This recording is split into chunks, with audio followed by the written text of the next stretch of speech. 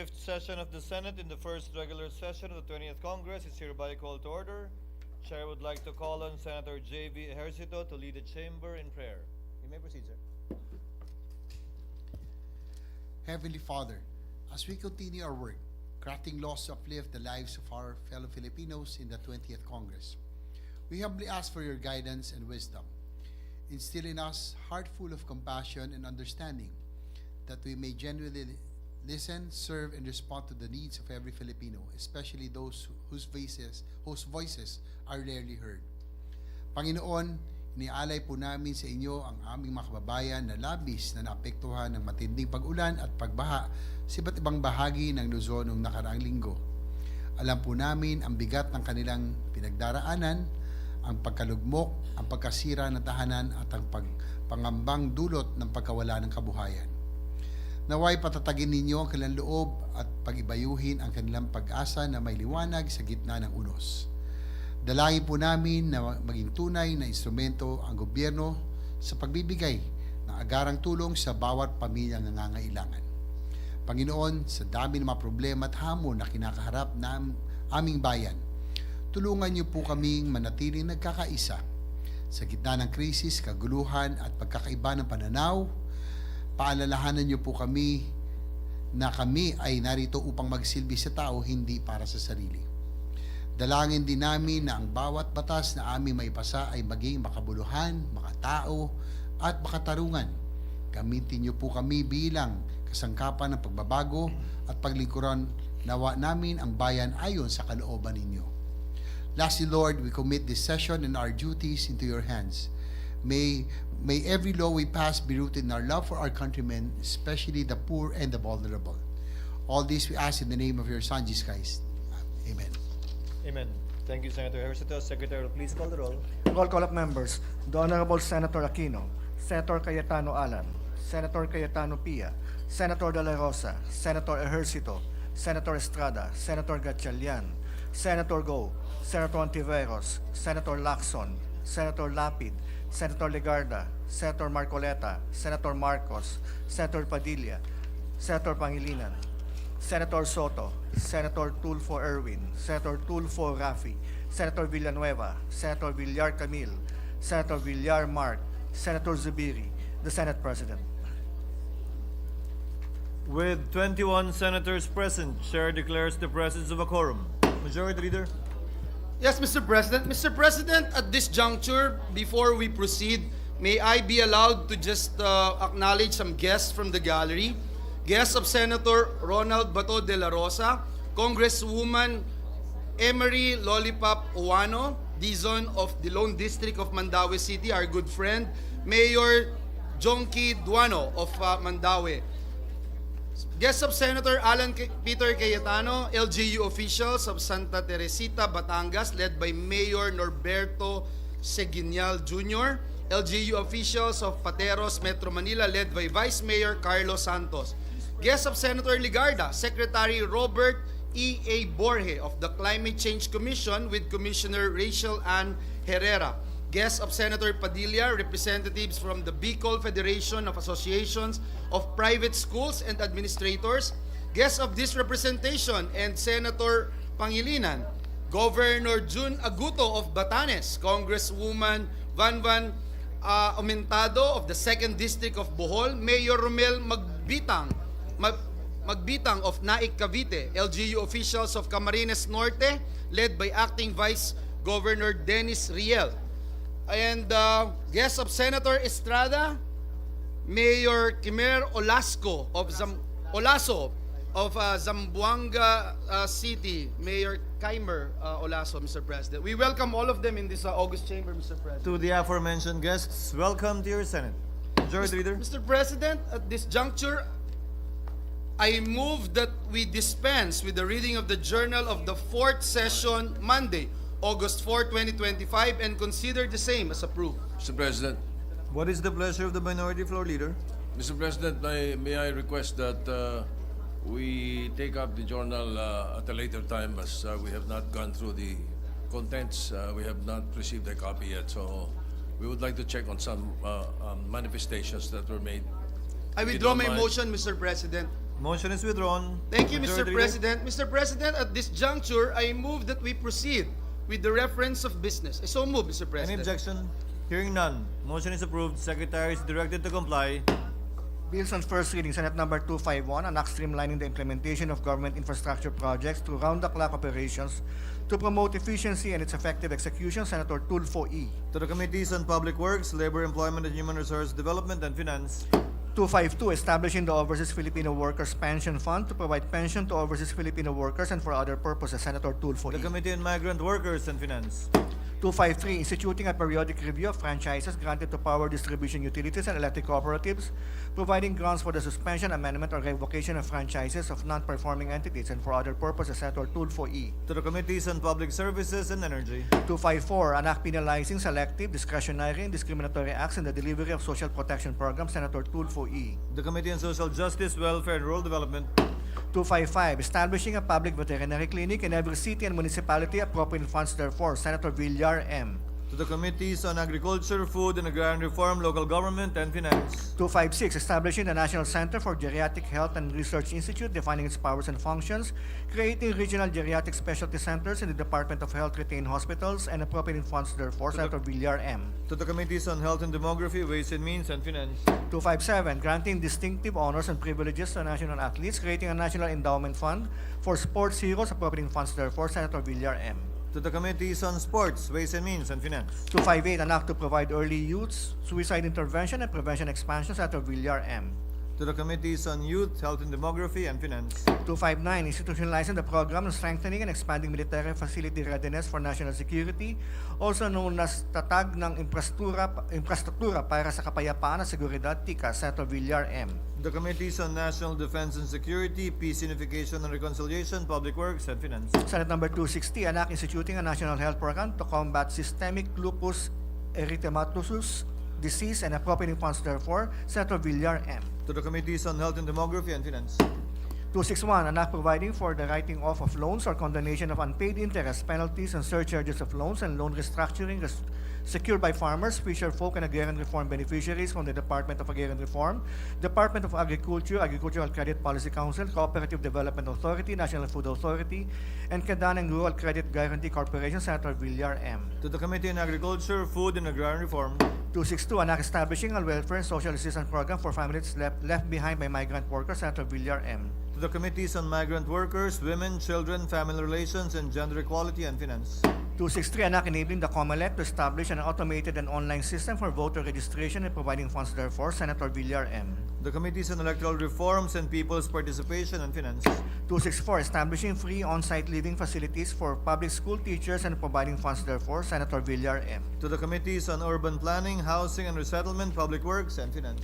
265, an act abolishing the excise tax imposed on diesel, kerosene, liquefied petroleum gas, fuel oil, and unleaded gasoline oil, amending Section 148 of the NIRC of 1997 as amended, Senator Aquino IV. To the Committee on Ways and Means. 266, an act to lower the price of electricity by exempting its sale by generation, transmission, and distribution companies and electricity cooperatives from the imposition of VAT, amending Sections 108A and 1091 of the NIRC as amended by RA 9337 and for other purposes, Senator Aquino IV. To the Committees on Energy and Ways and Means. 267, an act increasing the income tax exemption ceiling for individual taxpayers to 480,000 annually, amending Section 224A, 2A, and B of the NIRC as amended, Senator Aquino IV. To the Committee on Ways and Means.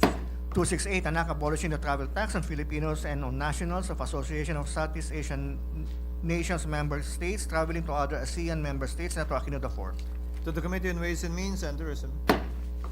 269, increasing the monthly social pension of senior citizens and expanding the coverage thereof, amending Sections 2 and 5 of RA 7432 as amended by RA 9257, otherwise known as the Expanded Senior Citizens Act of 2010, Senator Aquino IV. To the Committees on Social Justice, Welfare and Rural Development and Finance. 270, an act providing for free annual medical checkup for Filipinos, Senator Aquino IV. To the Committees on Health and Demography and Finance. 271, upgrading the minimum salary grade level of nurses from salary grade 15 to 19, amending Section 32 RA 9173, the Philippine Nursing Act of 2002, Senator Aquino IV. To the Committees on Civil Service, Government Reorganization and Professional Regulation, Health and Demography, and Finance. 272, providing for a Magna Carta for barangay officials and personnel recognizing their role in local governance and service delivery, professionalizing barangay service, granting salaries, benefits, and social protection, and for other purposes, Senator Aquino IV. To the Committees on Local Government, Civil Service, Government Reorganization and Professional Regulation, and Finance. 273, an act providing for a 200 pesos daily minimum wage increase for employees and workers in the private sector, Senator Aquino IV. To the Committee on Labor, Employment, and Human Resources Development. 274, an act promoting profit-sharing arrangement between employers and employees, establishing a national framework and support mechanisms, and for other purposes, Senator Aquino IV. To the Committees on Trade, Commerce, and Entrepreneurship, Labor, Employment, and Human Resources Development, Ways and Means, and Finance. 275, an act increasing the benefits of barangay officials, amending for the purpose paragraph A, section 393, chapter 4, title 1, book 3 of RA 7160, the Local Government Code of 1991, Senator Escudero. To the Committee on Local Government. 276, institutionalizing a comprehensive social benefits program for uniformed personnel and other qualified auxiliary service members who are killed, wounded, or rendered physically disabled in legitimate actions or operations, creating for the purpose a comprehensive social benefits program, trust fund, and for other purposes, Senator Escudero. To the Committees on National Defense and Security, Peace, Unification, and Reconciliation, Local Government, and Finance. 277, strengthening PD 1096, the National Bidding Code of the Philippines, as amended by mandating a comprehensive nationwide inspection of buildings and imposing stiffer penalties against building officials who violate the pertinent provisions of the said code, Senator Escudero. The Committees on Public Works and Local Government. 278, an act mandating the full accounting of all disaster relief or donations received by the Philippine government for natural and human-induced calamities, Senator Escudero. To the Committee on Finance. 279, Philippine Immigration Act, Senator Escudero. To the Committees on Justice and Human Rights, Civil Service, Government Reorganization, and Professional Regulation, and Finance. 280, an act allocating a fixed percentage of the proceeds from the disposition of forfeited properties in corruption cases to the Office of the Ombudsman, amending Section 6 of RA 1379, the forfeiture law, Senator Escudero. To the Committee on Justice and Human Rights. 281, amending Section 20, Chapter 2, Title 8 of NIRC Code of 1997 as amended, Senator Escudero. The Committee on Ways and Means. 282, an act providing for the automatic promotion of government officials and employees upon retirement from government service and for other purposes, Senator Escudero. To the Committees on Civil Service, Government Reorganization, and Professional Regulation, and Finance. 283, an act granting tax exemptions and incentives to accredited film industry stakeholders and establishing the Nora Honor Award for Film Excellence, Senator Escudero. To the Committees on Public Information and Mass Media, Ways and Means, and Finance. 284, promoting rice security by ensuring the adequate supply and stable price of rice and strengthening the mandate of the NFA, amending RA 8178, the Agricultural Tarification Act as amended, Senator Escudero. To the Committees on Agriculture, Food and Agrarian Reform, Ways and Means, and Finance. 285, defining and prohibiting political dynasties, providing penalties therefore and for other purposes, Senator Pangilinan. To the Committees on Electoral Reforms and People's Participation and Constitutional Amendments and Revision of Codes. 286, an act allowing disclosure of deposits, repealing for the purpose the pertinent laws on secrecy of deposits, Senator Pangilinan. To the Committee on Banks, Financial Institutions, and Currencies. 287, an act instituting a national land use policy, providing the implementing mechanisms therefore and for other purposes, Senator Pangilinan. To the Committees on Sustainable Development Goals, Innovation, and Futures Thinking, and Finance. 288, providing for the management, control, regulation, and utilization of rainwater runoff and the improvement of ecological characteristics of catchments to address flooding and water supply needs in urban and rural centers, creating the necessary institutional mechanisms therefore, Senator Pangilinan. To the Committees on Public Works and Sustainable Development Goals, Innovation, and Futures Thinking. 289, regulating the manufacturing, importation, and use of single-use plastic products and providing penalties, levies, and an incentive system for industries, business enterprises, and consumers thereof, Senator Pangilinan. The Committees on Environment, Natural Resources, and Climate Change, Trade, Commerce, and Entrepreneurship, Ways and Means, and Finance. 290, an act providing for a Magna Carta for dignified commuting, creating the National Office of Commuter Affairs, appropriating funds therefore and for other purposes, Senator Pangilinan. To the Committees on Public Services and Finance. 291, an act establishing the Philippine National Public Park System and appropriating funds therefore, Senator Pangilinan. To the Committees on Urban Planning, Housing and Resettlement, Tourism, Ways and Means, and Finance. 292, an act establishing a national energy policy and regulatory framework for facilities utilizing waste-to-energy technology, Senator Zubiri. To the Committees on Energy, Environment, Natural Resources, and Climate Change, Ways and Means, and Finance. 293, an act creating the Mindanao Railways Authority, prescribing its powers, functions, and duties, amending RA 4156, appropriating funds therefore and for other purposes, Senator Zubiri. To the Committees on Government Corporations and Public Enterprises, Public Services, Ways and Means, and Finance. 294, an act institutionalizing the Philippine Bamboo Industry Development Program, appointing funds therefor and for other purposes, Senator Zubiri. To the Committees on Trade, Commerce, and Entrepreneurship, Ways and Means, and Finance. 295, establishing the Medical Reserve Corps and appropriating funds therefor, Senator Zubiri. To the Committees on Health and Demography and Finance. 296, Philippine Immigration Act, Senator Zubiri. To the Committees on Justice and Human Rights, Civil Service, Government Reorganization, and Professional Regulation, and Finance. 297, mandating ship ownership, crew, and concerned government agencies to provide for and ensure the safety of passengers at sea, providing penalties for violations thereof and for other purposes, Senator Zubiri. To the Committee on Public Services. 298, establishing a National Cancer Center to be known as the National Cancer Center of the Philippines and appropriating funds therefor, Senator Zubiri. To the Committees on Health and Demography, Ways and Means, and Finance. 299, establishing a center for autism and for other purposes, Senator Zubiri. To the Committees on Health and Demography, Women, Children, Family Relations, and Gender Equality, and Finance. 300, providing for a system of redistributing and recycling food waste to promote food security, Senator Zubiri. To the Committees on Agriculture, Food and Agrarian Reform, Social Justice, Welfare and Rural Development, Ways and Means, and Finance. Majority Floor Leader. Thank you very much, Mr. President. Mr. President, yesterday during the session, and this representation was actually downstairs when the minority leader raised yesterday that the Committee on Rules has prepared an advice in response to the minority leader's request and recommendation yesterday. Your Committee on Rules has prepared an advisory to all members of the Senate that the Senate shall observe a limit of 2 privileged speeches per session, and that members, Mr. President, are respectfully reminded that while the right to deliver privileged speeches is fully recognized, this must be exercised with due regard to the collective responsibility of managing the time and proceedings of the chamber in an efficient and orderly manner. Let me just put that into the records, Mr. President. Thank you. Duly noted and entered into the records. Thank you, Mr. President. Pursuant to Rule 10,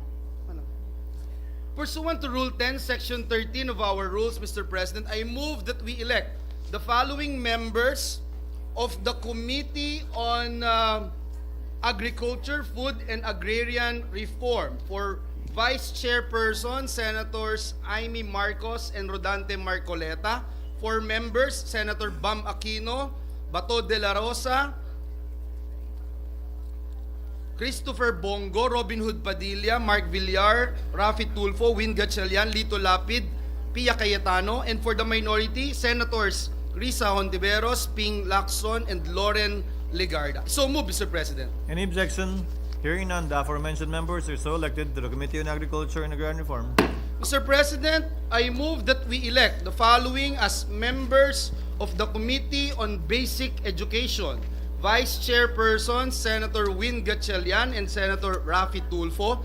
And for its members, Senators Pangilinan, Cayetano, De La Rosa, Go, Lapid, Padilla, Marcos. And for the minority, Senators Legarda and Hontiveros. I so move, Mr. President. The Cayetano you referred to, Majority Leader, is Senator Pia Cayetano. Yes, sorry, Senator Pia Cayetano, Mr. President. Any objection? Hearing none, the aforementioned members are so elected to the Committee on Basic Education. Thank you, Majority Mr. Leader. President. Mr. President, I move that we elect the following as members of the Committee on Civil Service, Government Reorganization, and Professional Regulation.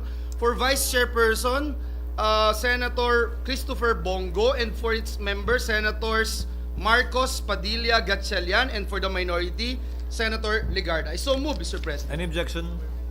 Hearing none, the aforementioned members are elected to the Committee on Civil Service, Government Organization, and Professional Regulation. Mr. President, I move that we elect the following as members of the Committee on Cooperatives. For Vice Chairperson, Senator Francis Pangilinan, and for its members, Senators Go, De La Rosa, Padilla, Aquino, Lapid, and for the minority, Senator Legarda. So move, Mr. President. Any objection? Hearing none, the aforementioned members are so elected to the Committee on Cooperatives. Mr. President, I move that we elect the following as members of the Committee on Electoral Reforms and People's Participation. For Vice Chairpersons, Senators Risa Hontiveros and Amy Marcos. And for its members, Senators Aquino, Go, Padilla, Lapid, Pangilinan, Gatchalian, and Senator Erwin Tulfo. I so move, Mr. President. Any objection? Hearing none, the aforementioned members are elected to the Committee on Electoral Reforms and People's Participation.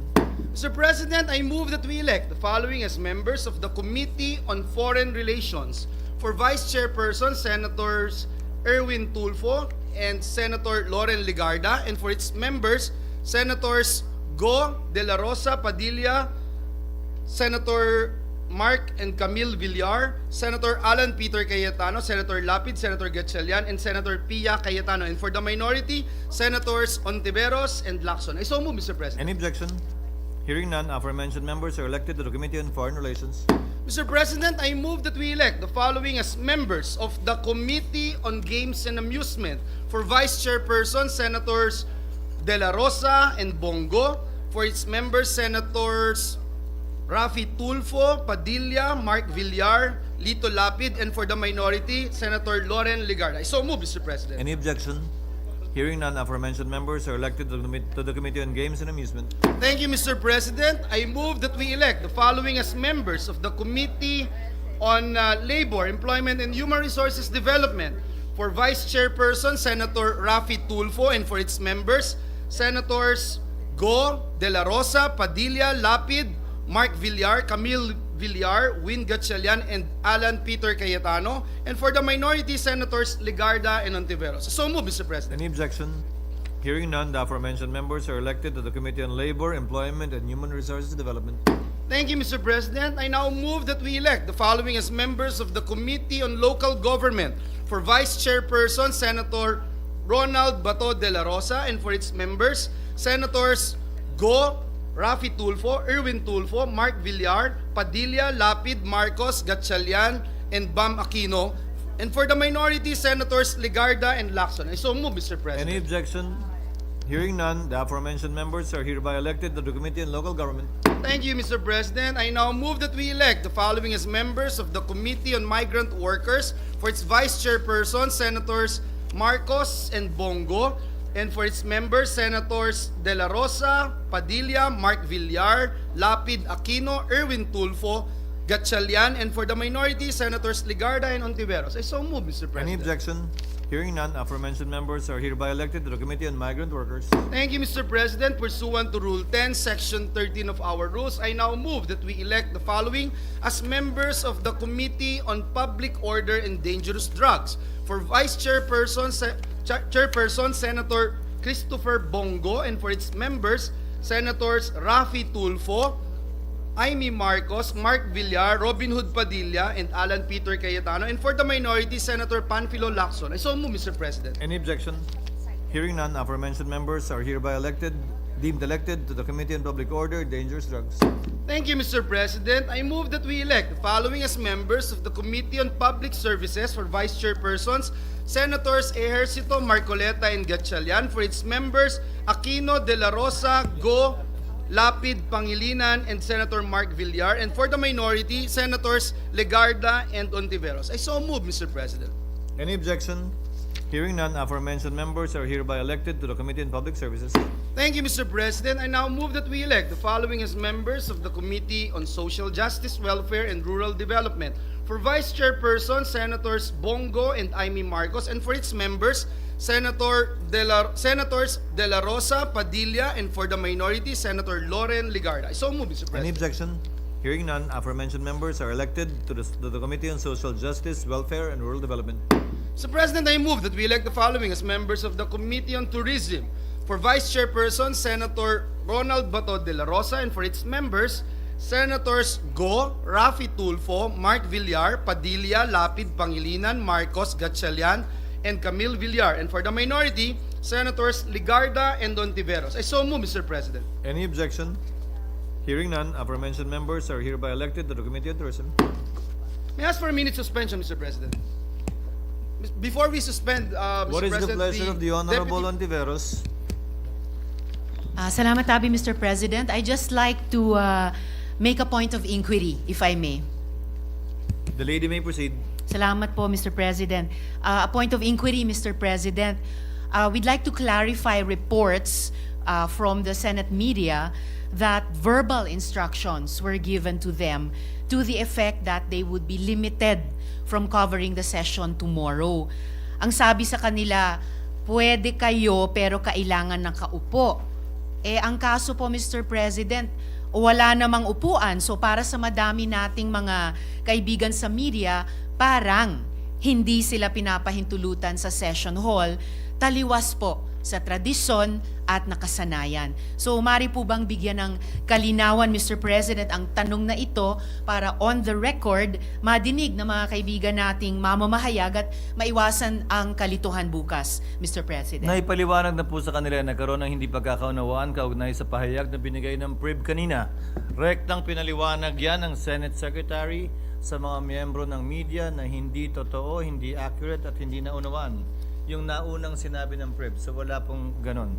Kung ano ang So- meron ngayon, ma'am, available din sa media yun tulad ng ordinaryong araw at sesyon natin. Salamat, Mr. President. So, ibig sabihin po, nakatayo man sila or nakaupo, ay papayagan po yung Senate media mag-cover sa session natin bukas ng hapon, Senator Mr. President. Hontiveros, usually members of the media cover the session from the media because from their office there at the media center because they get to see from all angles from cameras provided by PRIB what's going on in the session hall. They're usually not inside the session hall all the time. Yes, I understand that, Mr. President, but given the importance of the debate tomorrow afternoon, kaya ko po hiniling lang ganitong kalinawan na papayagan po silang makapasok at makapag-cover ng session bukas ng hapon, Mr. They President. can as they usually do, Your Honor, and I don't think there's any reason for us to limit or inhibit that. Maraming salamat po, Mr. President. Thank you, Mr. President. and Thank you, that's- Senator Hontiveros. Thank you, Mr. President. Majority of the Yes, Mr. President. Mr. President, at this juncture, as the designation of members of the Committee on Finance and the Committee on National Defense and Security, Peace, Unification, and Reconciliation, each being composed, Mr. President, of 20 members, may I respectfully move that all other senators, excluding the Senate President, and the ex officio members be designated as regular members of these committees. I so move, Mr. President. Any objection? Hearing none. Motion of the Majority Leader is approved. Mr. President, upon the recommendation of the chairperson of the Committee on National Defense and Security, Peace, Unification, and Reconciliation, may I also respectfully manifest the designation of the following senators as vice chairpersons of the said committee: Senators De La Rosa, Go, and Lacson. I so move, Mr. President. Any objection? There being none, the aforementioned members are hereby deemed elected as vice chairpersons respectively of the Committee on National Defense and Security, Peace, Unification, and Reconciliation. Mr. President, may I ask for a minute suspension? Session is suspended.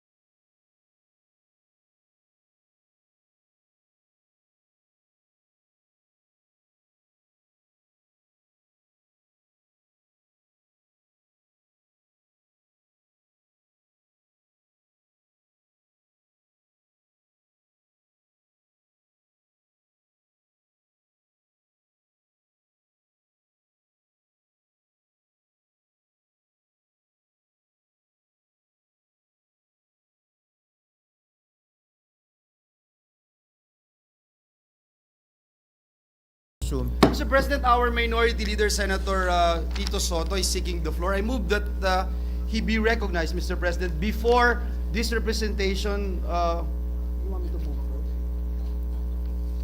Yeah.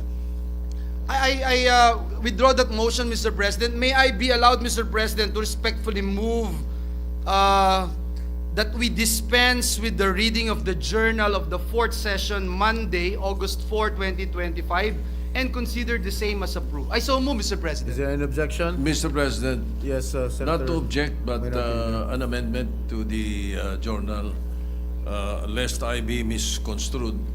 May I call the attention of the Senate Secretariat on page 29 of the journal, the first paragraph after manifestation of Senator Soto. It reads, Senator Soto suggested that instead of filing a bill, comma, the Committee on Agriculture, Food and Agrarian Reform, etc., etc. It seems that I was preventing the Committee on Agriculture from filing a bill, instead study. The correct interpretation, Mr. President, is for myself. Senator Soto suggested that instead of his representation filing a bill, it's the Committee on Agriculture, etc., to study. So I was preventing myself from filing to place on record, Mr. President. Thank you, Senator Soto. The Secretariat is instructed to correct the manifestation of the comments of Senator Soto. Yes, Majority Leader? Mr. President. With that, Mr. President, I move for the previous motion that we dispense the reading of the journal of the 4th session, Monday, August 4, 2025, as amended and as stated, Mr. President, by our Minority Leader, and consider the same as approved. Is I there so an- move, Mr. President. Is there an objection? There being none, the motion is approved.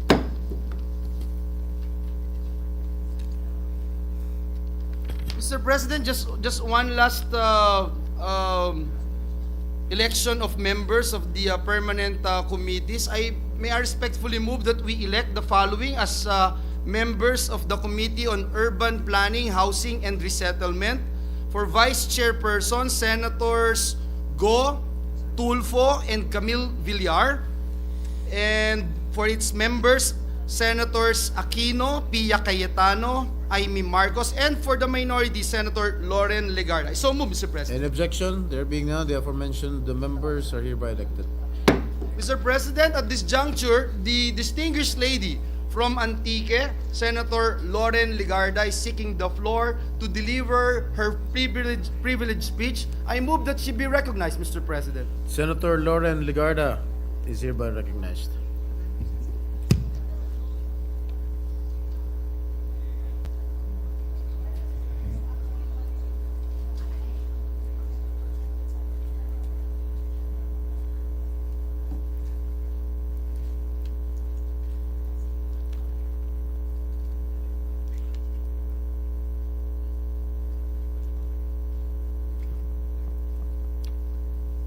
Thank you, Mr. President. I rise on a matter of personal and collective privilege. 38. Hindi bababa sa bilang na ito ang mga buhay na nawala na hindi na maibabalik. Sa loob lamang ng 2 linggo, 3 bagyo, Krising, Dante at Emong ang sunod-sunod na nalasa sa ating bansa. Walang pahingang bumulusok ng ulan, humagupit ang hangin at inanod ang mga tahanan, kabuhayan at pangarap. Mahigit 8 milyong Pilipino ang naapektuhan. 55,000 tahanan ang nasira at halos 13 bilyong piso na halaga ng infrastruktura at agrikultura ang nawala ng saysay sa isang iglap. Kaya po sa araw na ito, simple lang ang tanong ko, sino ang mananagot? Oo, totoo, palala ng palala ang epekto ng climate change. Pero mas nakakagulat na tila titatanggap na lang natin ang ganitong trahedya.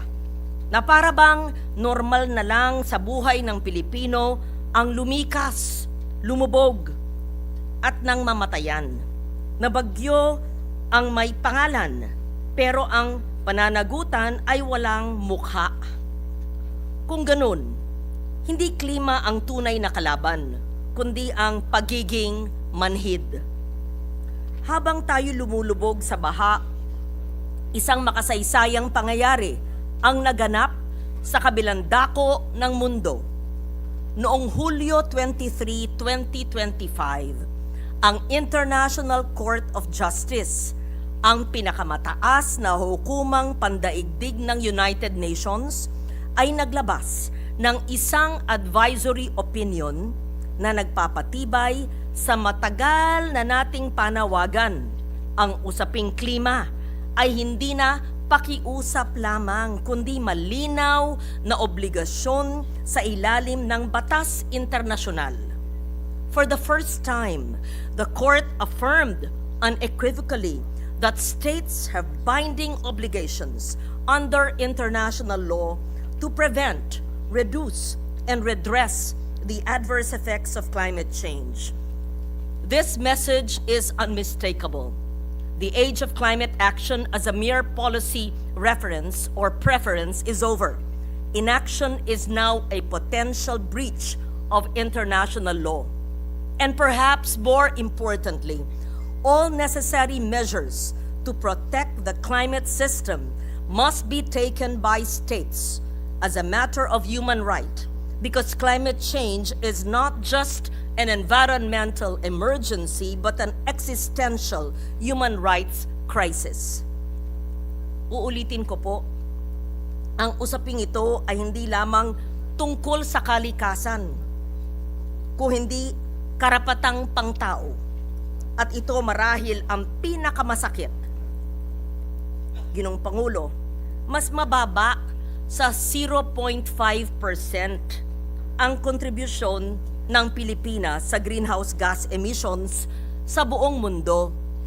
Ngunit sa loob ng 4 na sunod na taon, mula 2021 hanggang 2024, tayo ang tinuring ng World Risk Index Report bilang pinaka-disaster-prone na bansa. Tama po ang narinig nyo, tayo ang laging nasa unang hanay ng panganib. Tayo ang laging nawawalan ng tahanan, nahihinto ang pag-aaral, nagkakasakit, naglilibing, nagluluksa. Sa bawat hampas ng bagyo, buhay at kinabukasan ng Pilipino ang kapalit. Pero sa totoo lang, hindi tayo nagkulang sa paalala o nagpabaya sa tungkuling ito. Matagal na po tayong kumikilos. Pinasa natin at naging karangalan kong ipaglaban mula ng 1998, bago pa noon, bilang tagapagpangulo ng dating Senate Committee ng Climate Change at Senate Committee ng Environment, yung Climate Change Act, People's Survival Fund, Ecological Solid Waste Management, Philippine Disaster Risk Reduction and Management Act, Expanded National Integrated Protected Areas, Clean Air Act, Clean Water Act, Renewable Energy Law, National Environmental Awareness and Education Act. Marami pa po, pati na rin ang pagpatibay sa mahalagang pandaigdigang kasunduan tulad ng Paris Agreement, United Nations Framework Convention on Climate Change, the Kyoto Protocol, marami pang iba. Nakasaad rin sa Philippine Development Plan 2023-2028 ang climate action. Masasabi ko, pati na rin po sa GAA, tignan po nyo, mula nung ako'y nag-vice chair ng 2013 hanggang naging chair matapos ang 2019, ay marami po akong insertion, bantayan po nyo, Senator Lacson, ng climate provisions. I'm proud to put my insertions in the general and special provisions on climate and environment. Nangako tayo ng 75% greenhouse gas reduction by 2030 sa ating nationally determined contribution. Hinain natin ang kauna-unahang National Adaptation Plan 2023 hanggang 2050 sinulong ang lokalisasyon, the localization, sa pamamagitan ng local climate change action plans. Pero hindi sapat ang tinta ng batas sa papel kung palpak ang pagpapatupad. Anin natin ang plano kung wala namang sumusunod at lalong walang sapat na pondo ang pwedeng ilaan kung nilulusaw ito sa korupsyon. Ginong Pangulo, mas malupit pa sa bagyo ang sistemang paulit-ulit na napapalubha ng bawat delubyo. Hindi ito dapat magiging normal. Hindi normal na kalikasan ang bumubuga ng unos, pero gobyerno ang nagpapalala ng pinsala. Kapabayaan, hindi bagyo, ang pumapatay. Hindi pa man buwabagsak ang ulan, matagal nang buwabagsak ang sistema. Sa baradong kanal, kalbong kabundukan, kawalan ng matinong urban planning, substandard na infrastruktura, walang disiplina sa basura, higit sa lahat kawalan ng pananagutan. Instead of meeting the force of storms with the strength of our systems, we meet disasters with dysfunction. And we should not be surprised by the result, a climate crisis colliding with bad governance. It is hypocritical for us to call on the world to act, even those contributing most to this crisis, if our own house is in disarray. We have to get our systems in order. And to do that, we must start spelling climate justice differently as climate prosperity. What do I mean? Because our people deserve more than simply surviving the next typhoon. Dapat silang makabangon, umasenso, mamuhay ng may dignidad. Mr. President, I've stood in this chamber since 1998. Year after year, Congress after Congress, sounding the alarm. And still, I must repeat what has already been said countless times. Climate change is a development crisis, a public health emergency, a human rights catastrophe. We must act at the scale demanded by the crisis. We must fundamentally rethink our development, valuing our nation's social, cultural, and natural capital, while aggressively building adaptive and low-carbon infrastructure. Above all, we must put our people at the center. Climate action must be pro-poor, pro-women, pro-youth, pro-indigenous. It must be guided not only by international law but by climate justice, recognizing that those who contributed least must not suffer the most from its consequences. And we are not alone. We have partners. I recently had the privilege of facilitating a dialogue between Philippine stakeholders and the 74-country Intergovernmental Alliance, which includes the Philippines, the Climate Vulnerable Forum, on the need to translate the country's climate and development plans into real investments into renewable energy, resilient infrastructure, sustainable agriculture, and the just transition initiatives. The CVF's flagship initiative, the Climate Prosperity Plan, is a country-specific investment strategy based on macroeconomic modeling and long-term development goals that identifies funding needs, green industrial policies, and ways to attract the right investors and tools. A Philippine Climate Prosperity Plan may well be the missing link between our climate ambition and implementation, because to breathe life into a plan is first to finance it. I am pleased to learn that the Department of Finance is already developing a Climate Prosperity Investment Memorandum, or CPP. I urge the DOF and the CVF V20 to work closely with local governments, all the way to our last mile communities, so to speak, to ensure this plan reflects real needs, viable business models, and inclusive prosperity. Therefore, Mr. President, esteemed colleagues, I call on this body to decisively act across 4 critical areas. Number 1, mobilize and monitor climate finance. We must accelerate legislation that strengthens our ability to access, track, and utilize climate funds with full transparency and accountability. Dapat may tapat at maayos na implementasyon sa ground, hindi lang magarang report. Pangalawa, strengthen adaptation and local resilience.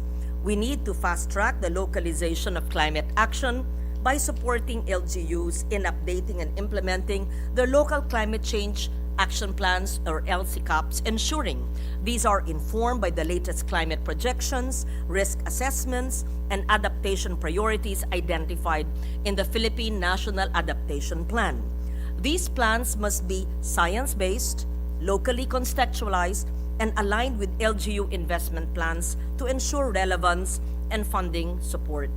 We must also ensure the full enforcement of critical environmental laws, starting with RA 9003, I sound like a broken record, the Ecological Solid Waste Management Acts, which plays a vital role in reducing flood risks, in improving public health, and protecting ecosystems through proper waste management and the clearing of drainage systems.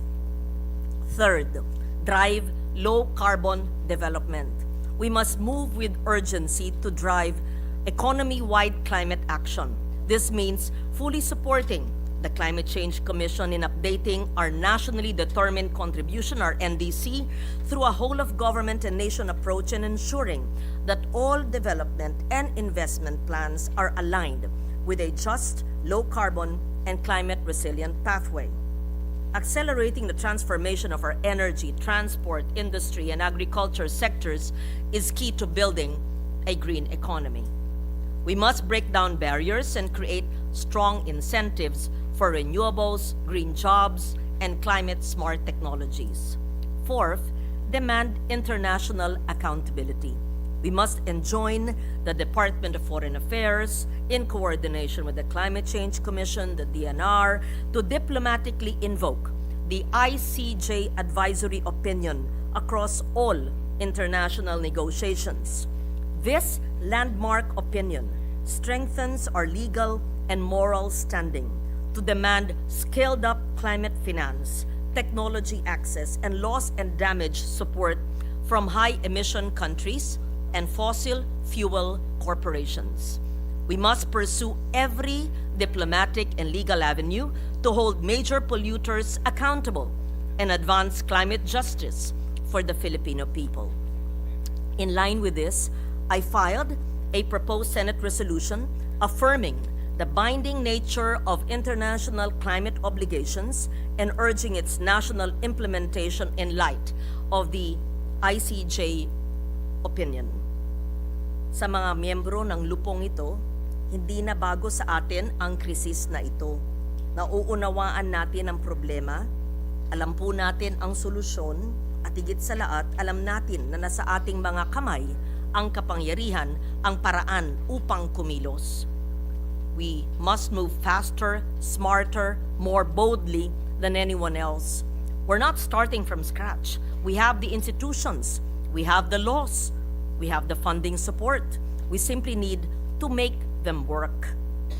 Hindi na ito tungo lamang sa susunod na henerasyon sapagkat ang dagok ng krisis ay naririto na at nadarama ng milyon-milyong Pilipino. Pero sa bawat tamang hakbang, tayo rin ang unang makikinabang. Kaya tapos na ang tanong kung ano ang gagawin or kung kaya ba natin. Huhusgahan na lamang tayo sa pagkilos o sa kawalan ng kilos. Salamat po sa inyong pasensya at alam ko ang iba sasabihin nag-lecture na naman, pero ito po'y ginagawa ko mula noong 1998 at hindi po titigil hanggang masakatuparan ang mga batas na ginawa natin. Maraming salamat po. Thank you very much, Senator Legarda, for your very informative, privileged speech. Majority Leader. Yes, Mr. President, we are a living testimony of the track record of Senator Loren Legarda. Way back, Mr. President, bata pa po ako noon. I have been hearing a lot of good things and teachings coming from the distinguished lady from Antique until I became a member of Congress in the 12th Congress, and then when I became a member of the cabinet of the then Pinoy administration. I have been listening and following her footsteps in fighting the and espousing the advocacies on climate change. I was listening attentively, Mr. President, and what caught my attention the most is the on the four issues that Senator Legarda made mention. What caught my attention is the mobilize and monitor climate finance, and I'm one with her in pursuing this, especially now, Mr. President, that my home province, Bulacan's been suffering from this deluvios, Mr. President. Mr. President, first to make a manifestation is the distinguished gentleman from the great province of Isabela and Davao, Senator Raffy Tulfo. I move that he be recognized, Mr. President. Senator Raffy Tulfo is recognized. Thank you, Mr. President. Mr. President, I would like to associate myself with the privileged speech of our dear veteran senator, the good gentle lady from Antique, Senator Lauren Legarda. I completely agree that climate change and its impact on our daily lives is no longer a phenomenon, but a serious matter that we cannot ignore. The Philippines stands as one of the countries in the world most vulnerable to the impacts of climate change. Due to our location alone, as an archipelago situated in the Western Pacific region, we are prone to typhoons, storm surges, and extreme changes in temperature and humidity. Kahapon po, pinag-usapan natin ang kapakanan ng ating mga magsasaka at ang problema sa rice tarification law. Gusto ko lang po idagdag na sa usaping climate change, ang ating mga magsasaka ang isa rin sa mga pinaka-apektado at kawawa dahil sa paulit-ulit na El Nino at La Nina. Based on studies, almost 180,000 farmers and fisher folks have been affected by El Nino. Dahil sa matinding init at kawalan ng ulan, dumarami mga uod at peste, kaya tuluyang nasisira ang kanilang mga pananim. Pagdating naman ng tag-ulan, sunod-sunod na bagyong nananalasa sa kanilang taniman at tuluyang sumisira sa kanilang kabuhayan. Last June alone, due to the successive typhoons, an estimated 5.8 billion pesos worth of rice crops were damaged, with an estimated of 171,080 farmers and fishers folks affected across various regions. During the months of March and April, classes are disrupted and suspended dahil hindi na kayanan ng ating mga mag-aaral pumasok sa eskwelahan dahil sa matinding init. Pagdating naman ng June, hindi rin sila makapasok dahil sa sunod-sunod na bagyo at pagbaha, again disrupting classes and displacing students. These extreme weather disturbances due to climate change all lead to unnecessary learning losses every year. Masama din ang dulot nito sa kanilang kalusugan at mental health. Nakaka-stress sa mga mag-aaral at minsan sila ay nakaka-heat stroke at minsan naman ay nagkakaroon ng waterborne illnesses. Thank you, Mr. President. Mr. President, Thank you, Senator Tulfo. ako po'y lubos na nagpapasalamat sa manifestation. I would like to thank the good gentleman, Senator Tulfo, for his manifestation and for our shared advocacy. Thank you. Thank you, Mr. President. At this juncture, I move that we recognize Senator Panfilo Ping Lacson for his interpellation. So move, Mr. President. Senator Ping Lacson is recognized. Thank you, Mr. President. Will the distinguished lady from Antique, Malabon, Makati, Batangas, Cavite, and the Republic of the Philippines yield to just a few questions? Yes, I would be more than willing to yield to the questions of my former Vice Chair of Finance who used to interpellate me even if he was a Vice Chair. Yes. Thank you, Mr. President.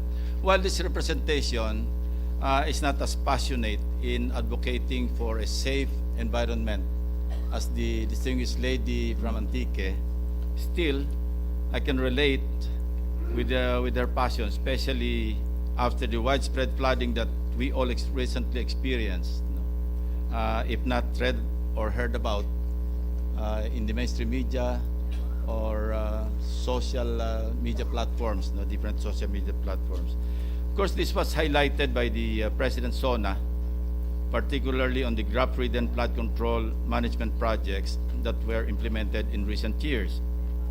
My question is, if we will apportion the causes of floods, limiting our analysis to the Philippine setting, if the pie is represented by numbers like 100%, what percentages can we attribute to, number one, climate change, number two, neglect, indifference, or apathy, and the third is graft and corruption?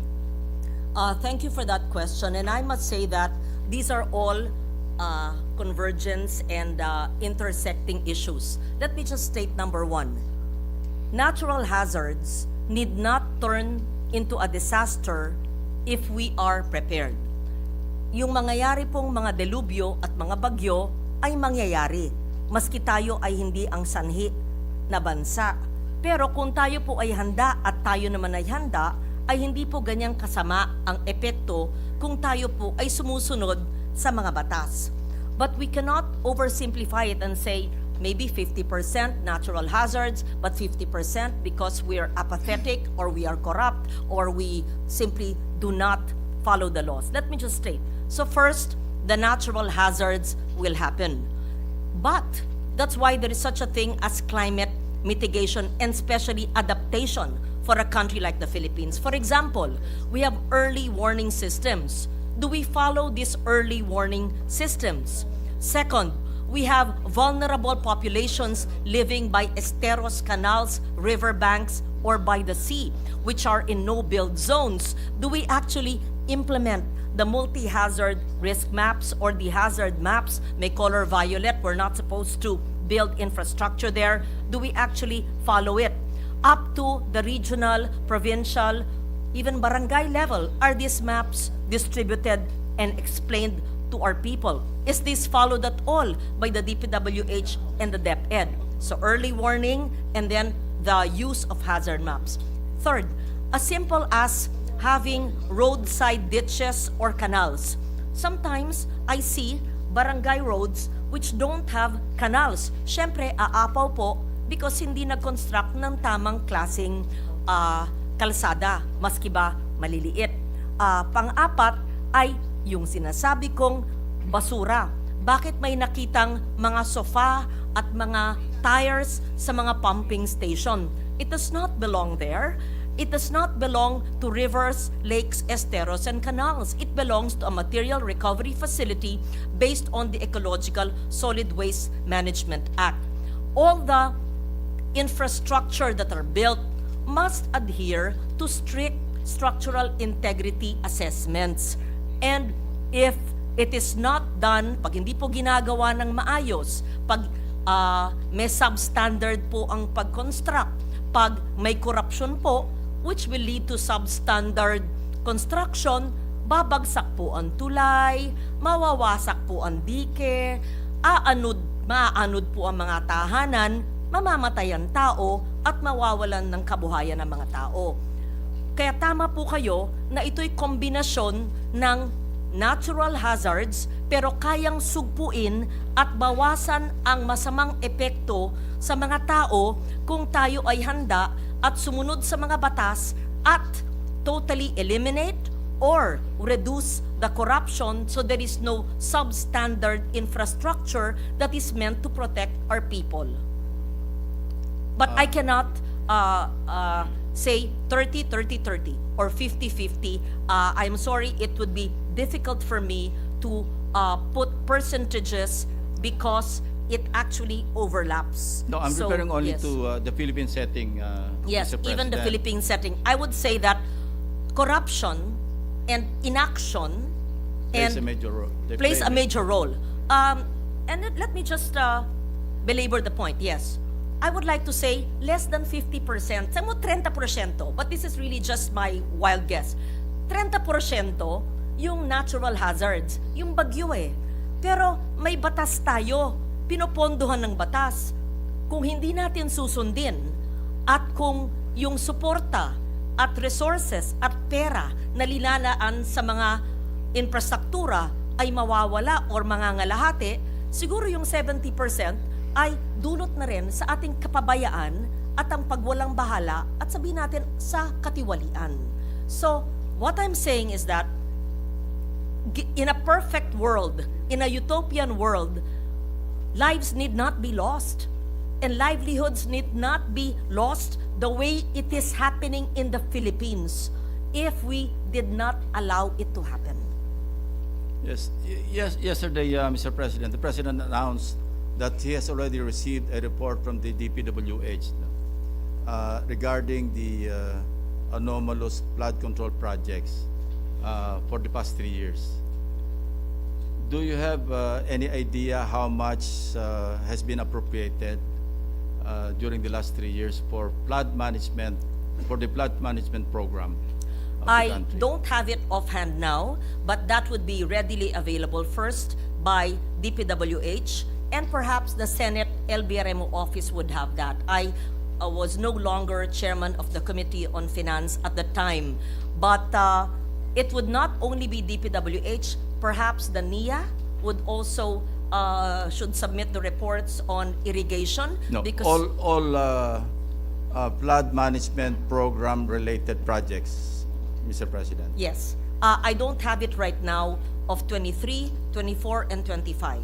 But that information would be available with the Senate LBRMO, with the Congress Budget Office, and perhaps during the committee hearings of DPWH, they could answer that appropriately. Well, of the 5 trillion budget, which went to public works regarding flood control projects. Well, let me answer my question, Mr. President. 280 billion in 2023 GAA, 349 billion under the 2024 GAA, and another 371 billion under the 2025 GAA. Now, ito po yung follow-up na question. Meron po ba kayong naipasok o na-adapt sa amendments para sa flood control sa Antique or any area in the country? Let me state that very clearly. Ang Antique ay may mga lugar na nababaha. I wish I could have the possibility of doing an amendment to help those areas. But you did not. I'm not certain I have because I did not participate actively in the Finance Committee, neither did I join the BICAM. In short, baka hindi po na-adopt yung aking mga amendments. But I would like to state this, sa mga lugar na nabaha ay hindi naman masama ang flood control. Pero dapat ito ay science-based, aral sa engineering at sa siyensya, at hindi po ginagawang money-making ng marami. Yun pong ibig ko sabihin. Ito, Okay. meron silang binigay, pero maliliit, na mga flood control projects sa iba't ibang lugar, pero sinabi ninyo yung mga numero. That is under the Senate version, Mr. President? Yes. Only under the Senate version. I don't have the numbers now of... Your reference is the GAA for 2023, yes. 24, As I said, 25. I don't have the numbers now of Yeah. 23, 24, I'm more and interested 25. in the insertions made in the Senate, Mr. Oh, President. I would not be at liberty to say that, but perhaps the chair of the Finance Committee then, who received all the amendments, but she's no longer with us now. Go ahead, Mr. President. Yes. So Please, what I'm saying Kindly is that... share with us the figures that you just received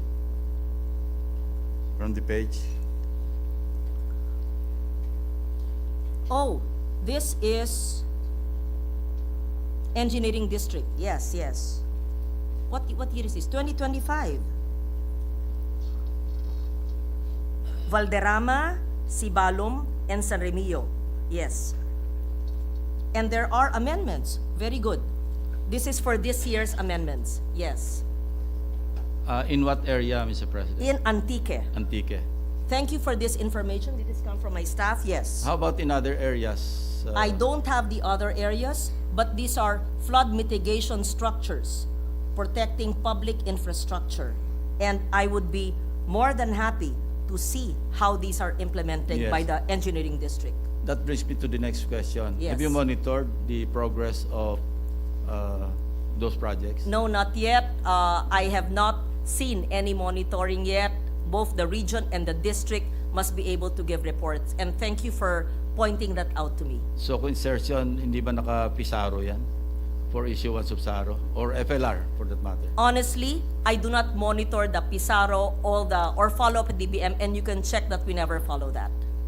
But it is important that when we give amendments, that if this is adopted, that we must monitor it. But sometimes the oversight function is lost along the way among the national amendments that we do in different provinces. Yeah, I was thinking kasi dati po kayong chairperson ng Committee on Finance, and maski pa paano, you might be able to monitor during the plenary debates, or even during the committee hearings, kung ano yung mga insertions na nagawa dito sa Senate in the 19th Congress. I was chairman from 2015 to 2019, so I would not remember those amendments, but I would be happy to learn and to find out how these are monitored and the implementation. In fact, to do not just a financial audit, but actually a performance audit of how these infrastructure projects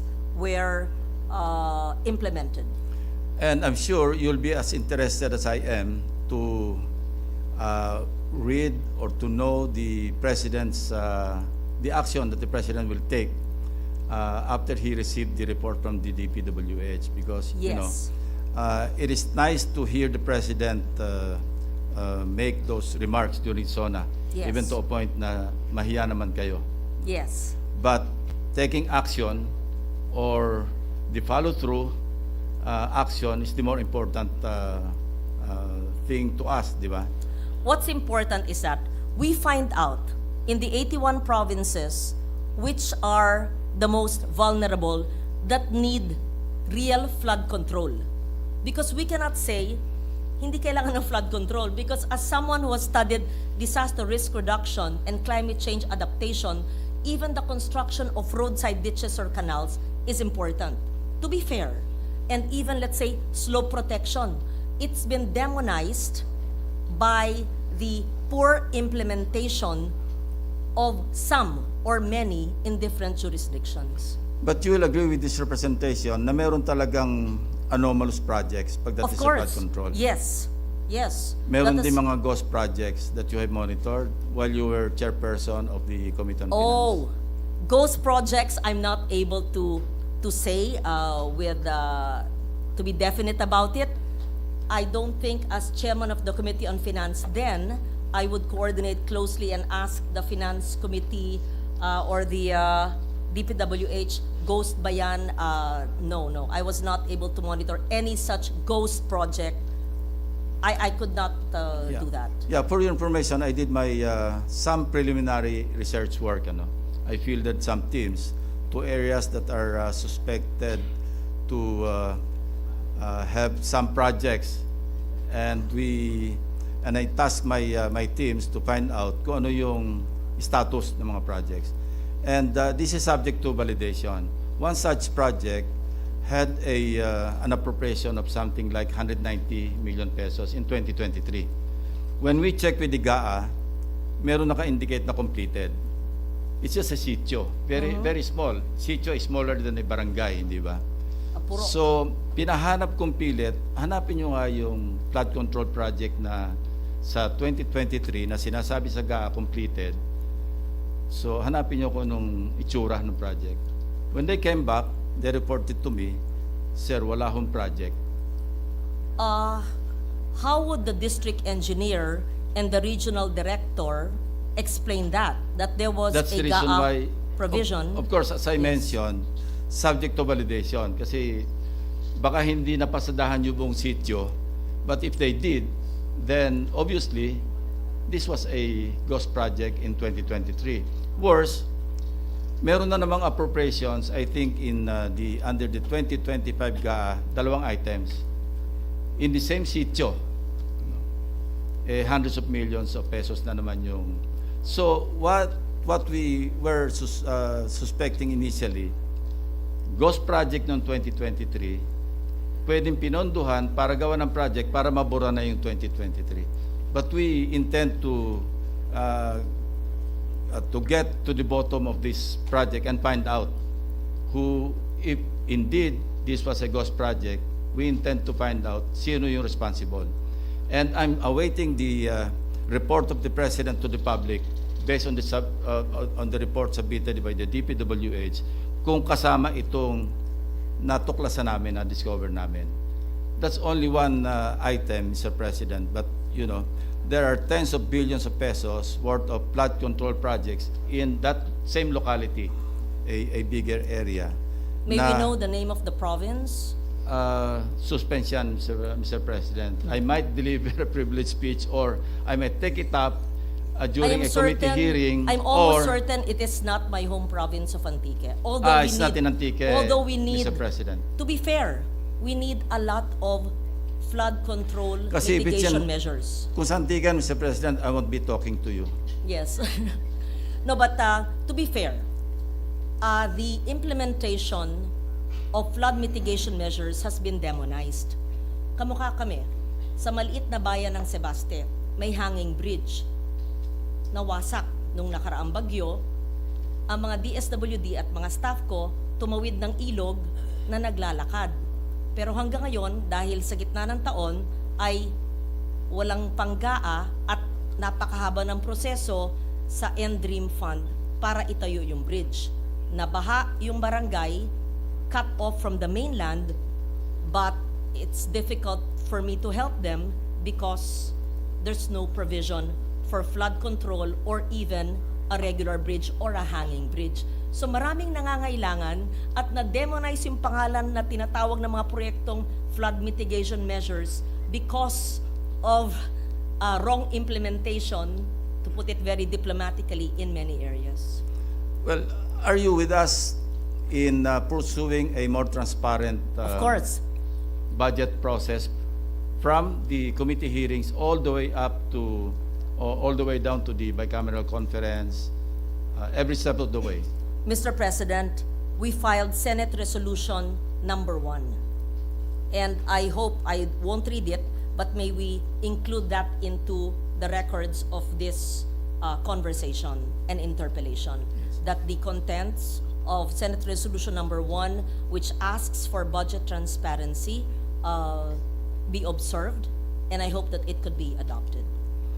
Yes, because at the rate everyone, practically everyone is gearing towards a transparent budget process, you know, in this Congress particularly, or in this regular session.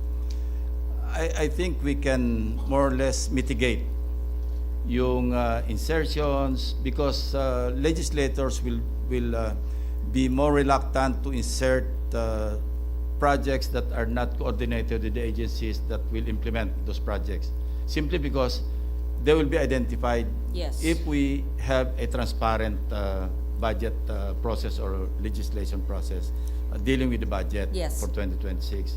I think from the very beginning, Mr. President, the budgetary process entails that the amendments of lawmakers must be aligned with what perhaps a district engineer or the LGU have discussed and have requested of the lawmaker. But the problem, Mr. President, is even before the approval of second reading, hindi natin alam kung sino yung proponent ng mga amendments.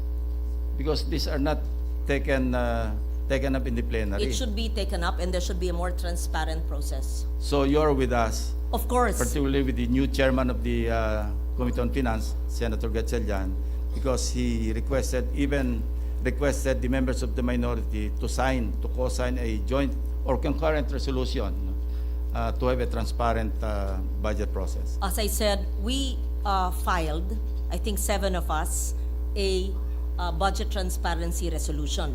And today, I supported the chairman of the Committee on Finance in the resolution by party, majority and minority, in budget transparency concurrent resolution. So we both agree that when we tackle the 2026 National Expenditure Program and we come up with our own version, the Senate version, even scrutinizing the House version, the GAB, that we will open everything to the public and to the media. We should Walang open... taguan ng amendments, especially during the BICAM. Will you agree with me if we pursue utmost transparency, Yes, especially Mr. during the President. BICAM, Mr. President?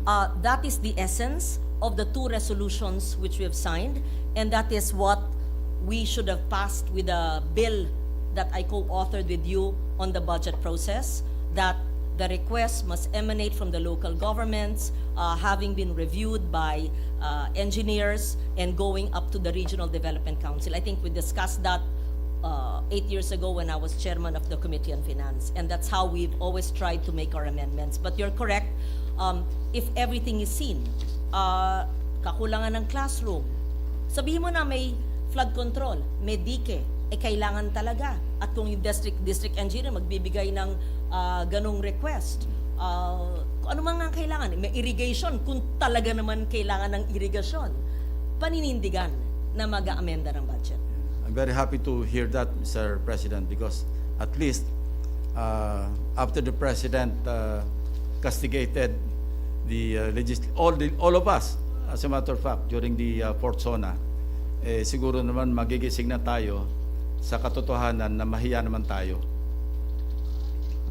Mahiya naman tayo na lahat. mag-insert ng alam naman natin na hindi alam ng implementing agency.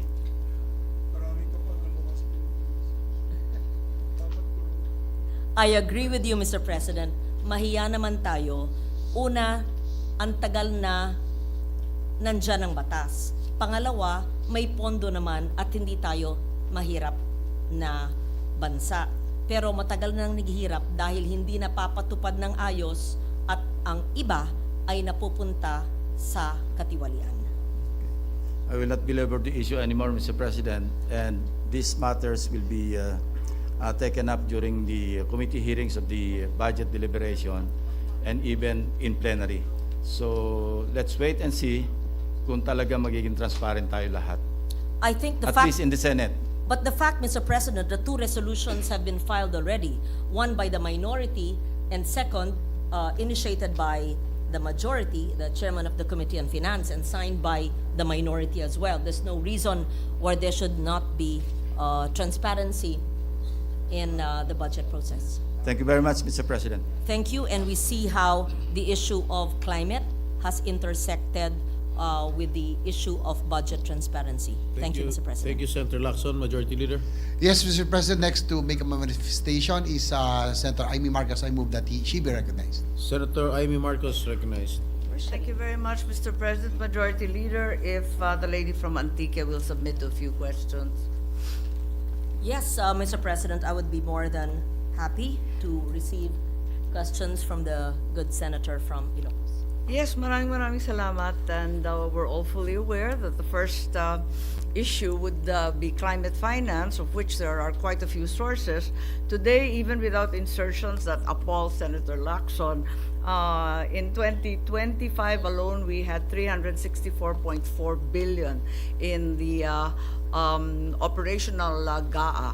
So that in spite of this very huge amount, the ancient, as it were, Metro Manila Plan of 1977 has not yet completed the Parañaque Spillway or even the dredging of Laguna de Bay. So firstly, there is the GAA. Secondly, of course, there is the agency that the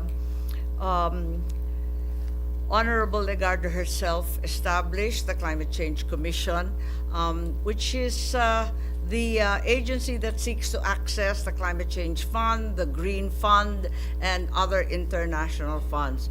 I would like to enjoin my colleagues, especially Senator Legarda, to remind the DFA to please send us, finally, the ratification package for the LDF, or the loss and damage. If you will recall, in August 13, I sponsored last year, almost 1 year na, itong approval the very next day, and it became RA 12019. Until today, we are yet to receive the ratification package, and being that we're the host country for the LDF board, I believe that this would be a very, very good source of additional climate finance. As of today, the total pledge is US 788.8 million, and already $271.6 million have been received. So marami tayong makukuha niyan, being, as you stated, the most vulnerable country. Magtulungan po tayo para kalampagin at maratifika ito sa lalong madaling panahon. Magbibigay sila under the Barbados implementation modalities ng iba't ibang proyekto from 5 to 20 million US dollars. Sana ma-access natin to sa lalong madaling panahon. Thank you for that. And yes, I acknowledge the fact and we're grateful that the good sponsor had initiated and passed our hosting of the Loss and Damage Fund Board in the last Congress. That means a lot to us. But our hosting of this and the passage of such treaties would not be effective if we don't know how to access it, and if these treaties, We haven't these even boards, ratified po. That's the problem. we have not yet concurred. Yeah, in the I'm still ratification. waiting for the ratification package from DFA. We passed the law. We did. We passed the law that merely grants juridical personality and legal capacity But to concurring in the the loss and damage. Pero ratification still pending. So sana magtulungan po tayo, kalampagin ng DFA na matapos yan dahil hindi natin ma-access yung milyon-milyon dolyar para sa loss and damage. Yes, because I know that we passed something. So it's not yet a concurrence in the ratification of the Wala loss and pa. damage fund. Wala pa. Okay, so there's nothing to act on? Wala If- pa. Kailangan kalampagin yung DFA para ipadala yung ratification. From copy. DFA, Mr. President, it should go to the OP, and the Office of the President will transmit it to the Foreign Relations Committee. There we go. Which you chair now. Yes, clearly we should have first pick at the amounts that have been mentioned. Malalaki na yung halaga na pledge, na kolekta, kaya sana tayo mauna. At kinikilala naman tayo bilang pinaka-vulnerable sa lahat-lahat ng uri ng disaster. I'm one with you in that, yes. 2 weeks ago, we also heard that in fact the ICJ ruled that the LDF can respond to cooperation and facilitation for a so-called charge against the LDF. Yung iba kinakabahan at sinasabi parang para nating hinahabla yung LDF or yung UN or yung World Bank. Hindi naman sa ganon. It's just a request, and it will not involve liability or compensation as agreed upon in the United Nations, but rather loss and damage recognized and based on cooperation and facilitation. Dapat mauna na tayo humingi dahil alam naman natin the ICJ opinion is not binding, it's merely persuasive, but it carries great weight, and we should be at the head of the line. So sana wag tayong kabahan na parang inaaway natin sila, hindi naman ganon, kundi talagang nag-ipon sila nitong halaga para magamit sa climate-related projects. So I'm hopeful that we can make these projects once again at hindi ma-delay tulad nung ibang mga projects sa CCC. Thank you very much. The CCC is actually here now. Yes, and- I saw them, yeah. And in my understanding, the funding mechanism of the CCC has been moved to the Department of Finance. Yes, I understand that's correct. At yun nga ang issue. Pero ganun pa man, kung saan man manggaling, whether it's the GAA, whether it's the climate change access to present climate finance, even if it's the LDF already, sana talagang mabigyan ng diin ito. The methods are very, very simple. We need to clean the canals, the esteros. We have to control the development in vulnerable areas. We have to relocate people and save human lives. And most of all, the master plan. We are not starting from scratch. As early as 1977, a Metro Manila plan was already in place, further reiterated by President Gloria Macapagal Arroyo. This master plan involved flooding, drainage, and sewage. Mapagsimulan na sana. Thank you. Thank you very much for that. I'm one with you in the implementation of all these enacted laws and our concurrence in the ratification of the Loss and Damage Fund. Honestly, there's so many sources of climate finance, Green Climate Fund, local adaptation funds, Loss and Damage Fund, but some processes are too tedious and circuitous. I get the feeling that they don't like to release the funds, and it takes a long time for vulnerable countries to access them. And then we still need to monitor the implementation of these funds, as what Senator Lacson had mentioned. Thank you for that. Thank you, Senator Marcos. Yes, Mr. President, next to interpolate is Senator Juan Miguel. I move that he be recognized. Senator Mig Zubir is recognized. Thank you very much, Mr. President. Mr. President, would the lady senator allow some interpolations, friendly interpolations from a fellow believer in her advocacy? I would be more than happy to answer the interpellations. Thank you. Thank you very much. Mr. President, if I may proceed. Mr. President, I would like to congratulate first the lady senator from Antique, Malabon, and Republic of the Philippines for her steadfast support on all issues regarding climate, particularly in climate change. Ever since I've known her as a congressman, and a young congressman then, she was already espousing for the environment. She has not changed her advocacy, even if her advocacy is not sexy during elections and politics. Many politicians, Mr. President, go for the, I'd say, more politically astute politicians would go for the more closer to the stomach issues, which is labor problems, health, of course, livelihoods. But Senator Lauren Legarda, Mr. President, can be considered as our champion against climate change. That's why she's Miss Climate Change. Not because she's moody. She's not moody, but because she believes in it from day one. So I'd like to congratulate the lady senator. But Miss Earth, she's the original Miss Earth. Yeah. Actually, there was once a friend of ours we used to call Madame Earth, Mommy Earth. I forgot when we were fighting for our Solid Waste Management Act. She was your number one supporter, and I forget. Mother Earth. Yeah, she passed away, unfortunately. But going to climate change, Mr. President, I'd like to ask the distinguished lady senator, would you consider that we're supposed to be not just climate change, how would you say, conscious, but we've had so many Congresses that passed, so many administrations that passed. From climate change, I'd say, studies, climate change advocacies, we were moved towards climate change resilient programs and climate change mitigation. Would like to ask now the lady senator, Mr. President, today, in your fourth term as a senator, what grade can you give the government in coming up with projects that are climate change resilient or will help mitigate climate change? What grade can you give the government from a high of 10 to 0?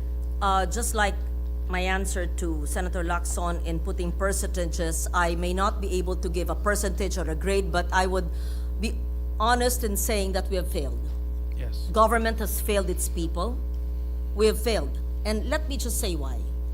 Because first, we have enacted the laws. So we cannot say that we're ignorant in terms of policies. We have all the laws in air, in water, in land, in climate action, in disaster risk reduction. We have the laws.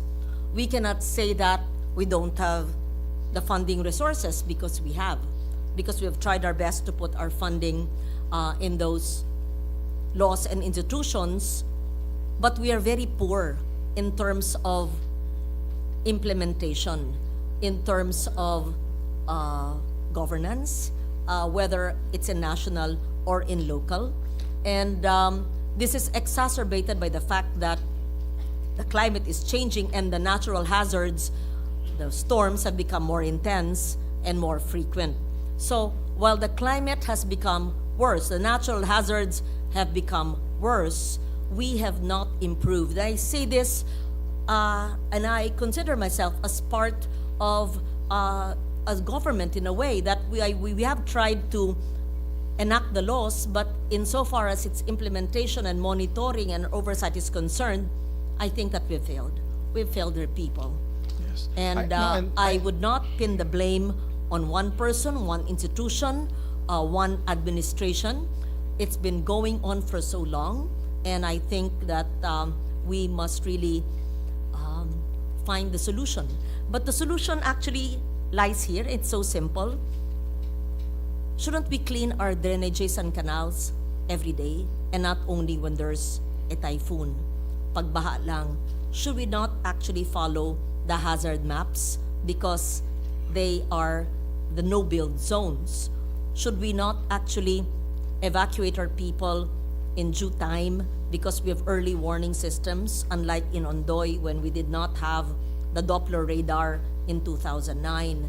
Should we not ensure the structural integrity of our flood mitigation structures, which are needed, which are funded, but sometimes or oftentimes fail in protecting our homes and livelihoods? And so I think we've failed. That is my humble opinion. Perhaps the engineers or those who are implementing our laws would think otherwise, and I would like to be convinced that we have not failed. But you see the results, the continued loss of lives, and the flooding even when there's no rain shows that it's not working. I have to agree with the lady senator, Mr. President, that it's been a failure. We've seen a lot of infrastructure projects that are put up. It may be due to the corruption that's slowly being brought out now in the consciousness of each and every one. Social media, we thank social media for bringing it out to the consciousness of almost every member of society now, whether they're rich or poor. And I give you an example, Mr. President. In Bicol, where my mom is from, she's from Albay, when I visited recently, about a few months ago, when there was a typhoon that hit them, and namigay po ako ng tulong sa bayan ng Libon, kung saan po pinanganak ang aking lolo, Dr. Fernandez. At ang banggit sa akin doon ay paulit-ulit po silang humihingi ng flood control kasi baha po dyan na projects. Ang problema daw, Mr. President, ay parang chop suey na hindi po siya master plan. Ang gagawin, maglalagay po ng dike dito, wala naman dike sa gitna, lalagay na naman ng dike dito sa kabila. So kung sana lang po may butas, doon lumalabas ang tubig, nababaha pa rin po yung mga barangay. Tapos ang sabi pa nila, Mr. President, yung mga project doon, yung mga dike, pagbagsak, nakita po nila, puro kawayan yung laman. Hindi po kabilya ng bakal. Yan yung riprap na kawayan po, bamboo, ang ginagamit po nila as the base, as I'd say the frame, base frame, which should be of course all steel. So would you say that in a way we have failed in our climate resilience, in our climate mitigation projects, due to the fact that there's been widespread corruption on these infrastructure projects? Yes, the failure of oversight, the lack of structural integrity, the collapse, figuratively and literally speaking, of infrastructure because it's substandard, because of corruption. These are major and main causes of the loss of lives and livelihood.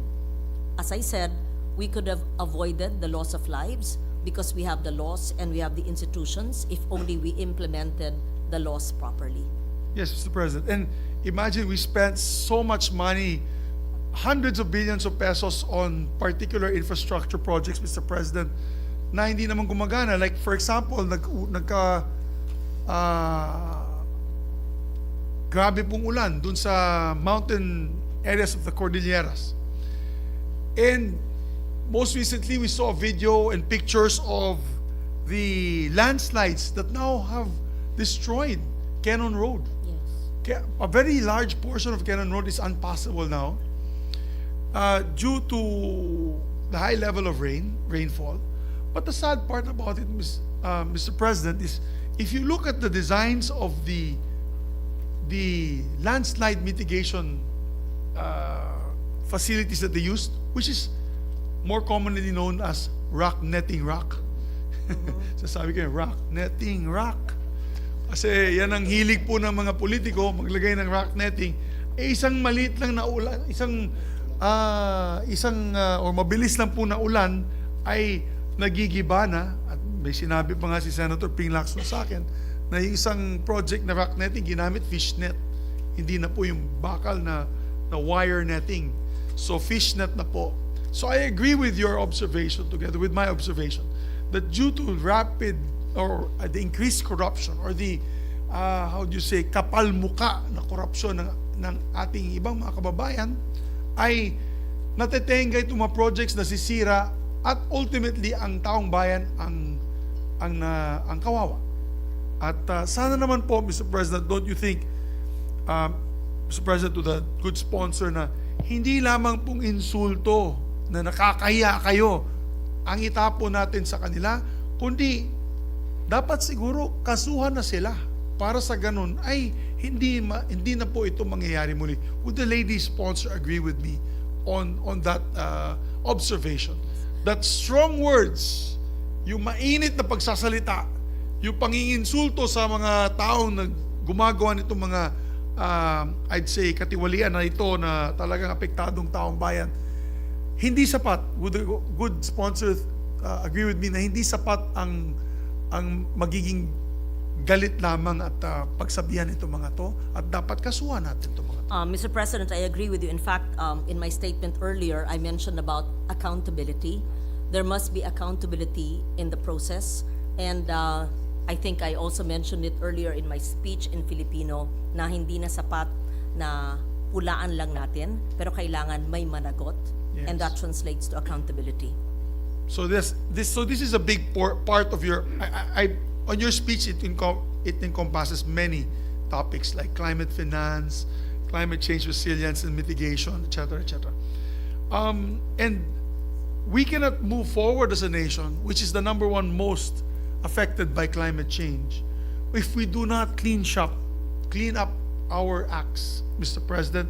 Because if we do not clean up our acts, para kaming sirang plaka. Because my first speech when I entered in 2007 was about climate change. My first ever speech as a senator. I was in that podium, pinag-usapan po namin pag-iiba po ng klima and what it can cost to our country as a climate change, it's one of the vulnerable countries for climate change, and even raised steps that we can do. For example, climate resilient classrooms.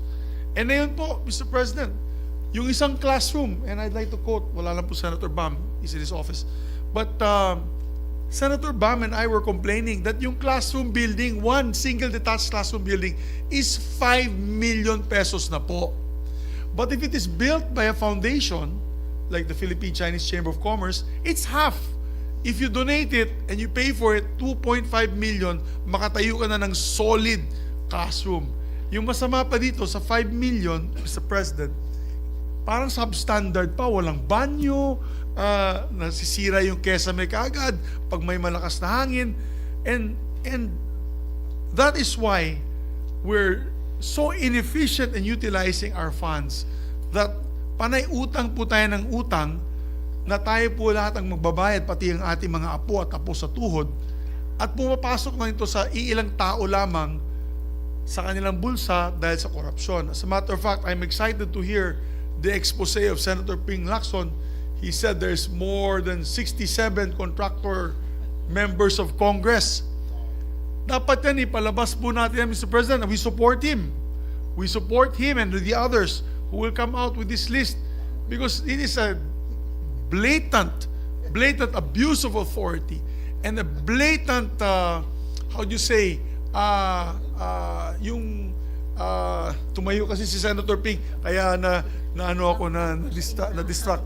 Pero yung shameless ba? Very, very shameless. But I yield first to Yeah, with the Senator Lacson. permission of Senator Legarda and Senator Subiri. Yes, with the permission of the two senators. Wala Senator po, Lacson. wala po akong list ng congressmen na contractors. Meron lang akong numero. Kasi nanggaling din sa congressman yung 67 and counting. But I didn't ask for a list, so I don't have a list. I just want it clarified, Mr. President. Okay. Thank you, Senator Lacson. We stand corrected, Mr. President. He has a number. Yeah, he has a number. And I think I would suggest to Senator Lacson, to my dear colleague in the minority, that when the hearings come about, maybe you can ask who are these people who win these contracts, and then who are these 67 or who are these contractors, and if they have familiar names, kasi we can compel the Securities and Exchange Commission to give the ownership structure of these companies. Malalaman din natin kung sino talaga itong mga sounds like. Kung yung pangalan ng congressman ay ganito, tapos yung pangalan ng contractor ay ganito, sounds like the same, baka kamag-anak po. Kaya dapat silipin natin po yan. Because there's a huge conflict of interest. That is the word that I was looking for. A conflict of interest which has never been seen in any other country, especially first world country, Mr. President. Yung mga Hapon naghahari-kiri, napapakamatay dahil sa isang shameful, action done by this person, nagpapakamatay na. Dito sa atin po, hindi, lalong yumayaman. Kaya I feel for the lady senator. We have been talking about climate change from the very first day that climate change was put in the consciousness of the world by no other than Vice President Al Gore. But paulit-ulit po ang plaka. Ika nga, tayo po'y paulit-ulit po nagsisigaw. Naggumawa na tayo ng hakbang. Pero lahat ng hakbang na ginagawa po natin, Mr. President, ay palpak. Kaya, I support the lady senator on her crusade. And I wish actually, Mr. President, if possible, if we can return back to her the Senate Committee on Climate Change, because she actually was the chairperson of the Senate Committee on Climate Change. Kasalanan ko po yun. Nung majority leader po ako, kinausap ako ni Senator Frank Drilon, ang minority leader. And he said, Migs, kung gagawa ka ng bagong committee, dapat mag-collapse ka ng iba. We have to rationalize our committees. Natatawa ang ating majority leader. That was the time when Senator Soto was still our Senate President. So I apologize to the lady senator that now she's back in the Senate. We no longer have the Climate Change Committee that was really her baby. And she did so much work there that I'm appealing maybe one day we can return that committee back as a standing committee of the Senate, which is a standing committee, by the way, in the House of Representatives, and hopefully nominate her once again as the chair of the Climate Change Committee. Thank you for mentioning that, Mr. President. It was in 2009. I was on my second term when I pleaded to the whole body to create the Senate Committee on Climate Change, because as I mentioned, and as you all very well know, climate change is not only an environmental issue. It is an overarching, it's an issue of national security. It's an issue of health and agriculture and livelihoods. And so it was an enlightened Senate in 2009 that created the Standing Committee on Climate Change. And I chaired it until my third term in 2019. And to my disappointment, my two good friends and allies, Senator Soto and Senator Zubiri, had abolished it and subsumed it under environment, which is not really an enlightened move. Because, as we all know, and I'll say it again, climate change is both agriculture and food, national security, education, and health. It should be a stand-alone committee. But then, committee or no committee, I stand before you to urge for urgent climate action. And I accept your apology. Yes, that's why I'm apologizing, Mr. President, because now I realize the folly of our action, because really, there should be a standing committee of the Senate on climate change. And I fully support it if there will be a move to amend the rules later on, that we have one. The talent of this distinguished lady senator cannot be limited only to culture and arts, Mr. President. She's the chairman of the Culture and Arts Committee. That's very important too. No, it's very important. Yes. I don't want to belittle that. I'm just saying your talent should be more than just one committee. Thank you. You've more than made up for the wrong decision you did in 2019. And before I end my Thank you, Mr. before I President. end my interpolation, just want to say, the only thing that there may be climate change all over the world, umiiba yung klima sa buong mundo. But one thing with Senator Legarda, her beauty has not changed, Mr. President. Thank you very much. Thank you, Senator Zubiri. Senator Thank you Pangilinan. very Yes, much. with the permission of Senator Zubiri, just a brief manifestation with the permission of the good You have the lady floor. senator from Antigua. Yes, should a committee on climate change be restored or created by plenary? Perhaps one question that I'd like clarified is, how then do we decide if the matter involves agriculture and climate change? Where will it be referred? So that the answer doesn't have to be done today. I just want that clarified, because there will be potentially conflicting referrals or conflicting jurisdictions rather, and therefore that has to be clarified. The answer doesn't have to be given today, but I can answer it very easily. Thank you for that. If you backtrack in the archives in 2009, these were the same discussions, and you were a senator then. I recall that I stood on the floor and defended the necessity for a standing committee on climate change, understanding the issue very deeply, that it is more than an environmental, an agricultural, a health, a livelihood issue. And as we all know, there could be 2 or even 3 referrals in terms of our bills and resolutions, but it would depend on how the bill would be crafted and drafted. But there should be no territorial or turf issues here, because the issues are so complicated, at the same time so broad, that it could be discussed from the lens of climate or from the lens of agriculture, or even both, and many more sectors, Mr. President. thank you for the clarification. I'd still like to get when. Yes, thank you. Thank you. It's a question of which committee will have jurisdiction over a certain resolution, bill. The old rules, Thank you. Thank you, Senator Pangilinan, Majority Leader. Yes, Mr. President, before I make a motion to refer the privilege speech of Senator Legarda, I'd just like to commend Senator Legarda for being very consistent, as mentioned by Senator Zubiri. When climate change is not that sexy, hindi siya ganun kapopular, but it is something that we really have to take in serious right now.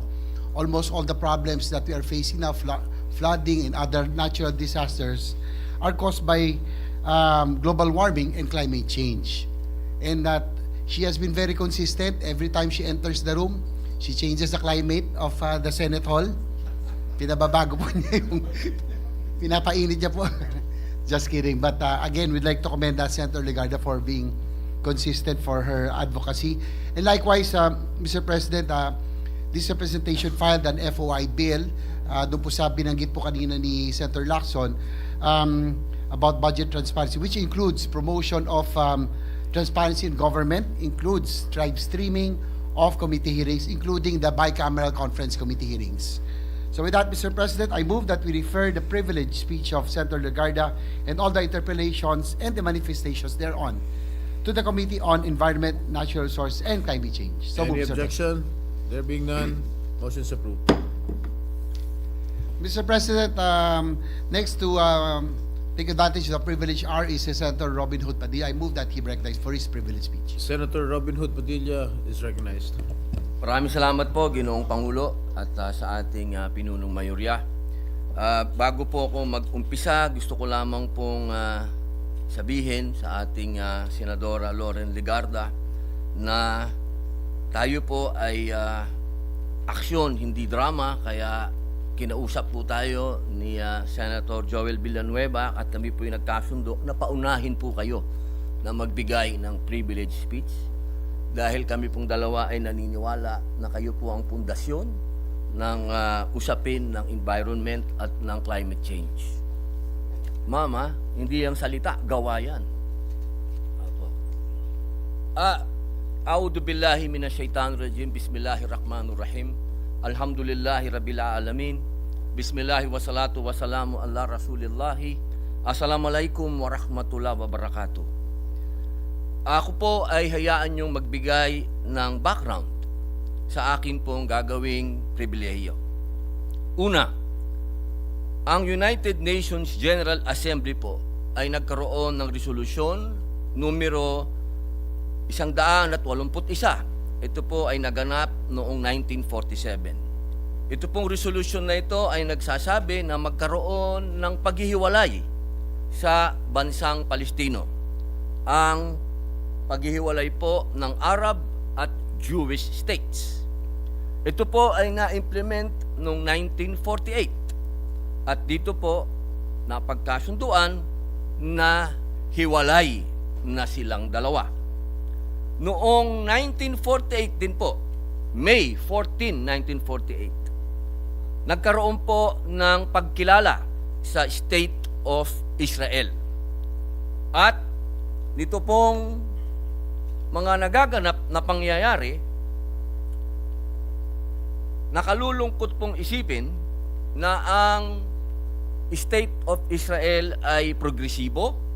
Sila po ay masasabing isa na sa mga mayayaman na bansa at katulong natin, kasama natin, kaibigan natin at laging nasa tabi natin bilang isang bansa, ang Pilipinas. Ang nakalulungkot po, ngayon po, magmula noong Oktubre, ito po ang nagaganap sa bansang Israel at sa Palestinians. 60,933 na po ang namatay na Palestino. 150,027 na po ang Palestinong sugatan. At according sa UN, 28 children dying daily. At sabi din po, 147 people have died due to starvation. At 88 of them were children or infants, mga sanggol. Ngayon pong Setyembre, inaasahan po na tataas ang food shortages with more than 500,000 na tao po ang makaka-experience, makakaranas ng pagkagutom at malnutrition. At sa ngayon po, meron ng 4,500 amputations. Ito po ay yung napuputulan ng kamay, paa. Ang average po ay more than mga bata po. Didiretsahin ko na po, mga bata po ang karamihan sa mga biktima ng amputations. Ito pong mga figures na ito ay verified. 39,000 children in Gaza have lost one or both parents. Among these, approximately 17,000 children have been orphaned. Nawalan na po ng tatay at nanay. UNICEF has also estimated at least 17,000 children in Gaza Strip are accompanied or separated from their parents. Mga organisasyon po na katulad ng Save the Children nagsabi na karamihan po sa mga kabataan ay sinusuportahan na lang po nila ang kanilang sarili sapagkat ang kanilang mga magulang ay namatay na o napatay. Mga kasama, linaw po ng ating konstitusyon. Ang sinasabi po sa 1987 Constitution, Article 2, Declaration of Principles and State Policies. Section 2, the Philippines renounces war as an instrument of national policy, adopts the generally accepted principles of international law as part of the law of the land, and adheres to the policy of peace, equality, justice, freedom, cooperation, and with all nations. Malinaw po yun. With all nations. Ginoong Pangulo, mga kagalang-galang ng miyembro ng lupon na ito, ako po'y tumitindig sa pulpitong ito ngayong hapon bilang isang ama, bilang isang tao na nilikha ng Diyos, na kinikilala po ang regalo ng buhay at mga karapatan. Hindi po maikakaila na sa pinakamataas na antas na po ng pagkawala ng ating pagkatao ang nangyayari sa Gaza. Hindi po natin malilimutan, ayon po sa pinakahuling ulat, yung sinabi ko pong 60,000 mahigit na po ang namatay. Hindi po ito pelikula. Hindi po ito parang ang mga artista ay pagkatapos kunan ay tatayo, uuwi sa kanilang bahay, may bayad. Lahat po ng napapanood natin sa balita ay katotohanan. Tunay na buhay po at tunay na patay. Ilang bata na po ang gutom, uhaw, at takot, at tila ginawang sandata na po ng digmaan ang pagkagutom. Ito po, mga mahal kong kababayan, isang maiksing video. Panoorin po natin. Alam ko pong marami sa atin ayaw nang makita ito. Marami po ako nakakausap na mga mambabatas mula sa malaking kapulungan at sa ating kapulungan, sa mataas na kapulungan, ang nagsasabing, hindi ko na kayang mapanood. Mga kababayan, hinihingi ko po ang inyong 3 minuto upang panoorin po itong video na ito.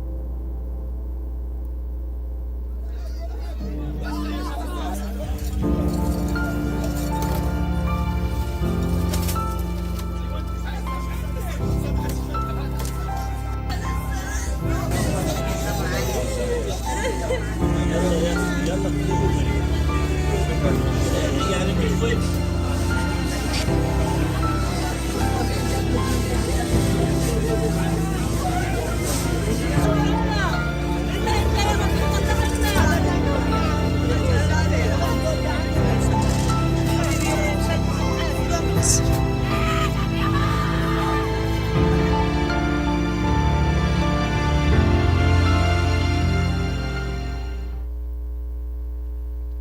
Ayon po sa United Nations at sa iba't ibang humanitarian agencies, sila po ang nagsasabi. Ito na po ang isa sa pinakamatinding humanitarian crisis sa kasaysayan ng ating panahon. Isang bata po ang hindi nating malilimutan, si Amir, 11 taong gulang. Naglakad po siya ng mahigit sa 12 kilometro upang kumuha po ng pagkain. Walang tsinelas, sugatan ng paa, sa ilalim po ng putukan para makakuha lang ng isang biskwit mula sa isang aid distribution site. Sa sobrang tuwa po niya, ay hinalikan niya pa ang kamay ng tumulong sa kanya. Hawak pa niya ang biskwit nang siya po ay barilin ng sniper. Namatay po si Amir. Isang batang gutom, hindi kalaban, hindi armado, isa lamang po sa 60,000 na inosenteng biktima. At si Donya, isang ina sa Gaza, sugatan at umiiyak habang yakap ang maliit na sapatos ng kanyang sanggol na namatay habang nakapila para humingi ng gatas. Ginuot ginang senador, bawat numerong binabanggit po natin ay uulitin ko, hindi po ito pelikula ni Angelina Jolie o pelikula ng mga sikat sa Hollywood. Ito po ay tunay na pagdurusa. Ayon po sa isang ulat din, ito daw po ay nagmumukha ng sistematikong pagpapahirap. Pagpapahirap para makakuha ng pagkain, tubig, gamot. Sinasadya daw po na harangin. Pati daw po ang mga doktor, mga nurse at mga volunteers ay wala ng proteksyon at nadadamay pa sa patayan. Hindi po daw maikakaila na ang gutom at takot ay ginawa ng kasangkapan dito sa gera na ito. Aming mahal na tagapangulo, hindi na po ito digmaan. Nais po nating ipaliwanag at makita ng ating mga kababayan na hindi po tayo pwedeng manahimik sa usapin nito dahil ito po ay labag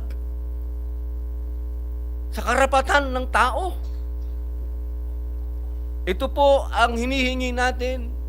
Hindi po tayo madamay dito sa gulo na ito kung hindi tayo po ay humihingi ng awa upang payagan po ng ating kaibigan na bansa ng Israel na makapasok, proteksyonan ang mga sibilyan, humanitarian workers, at payagan po nila ang tuloy-tuloy na pagpasok ng pagkain, ng tubig, ng gamot.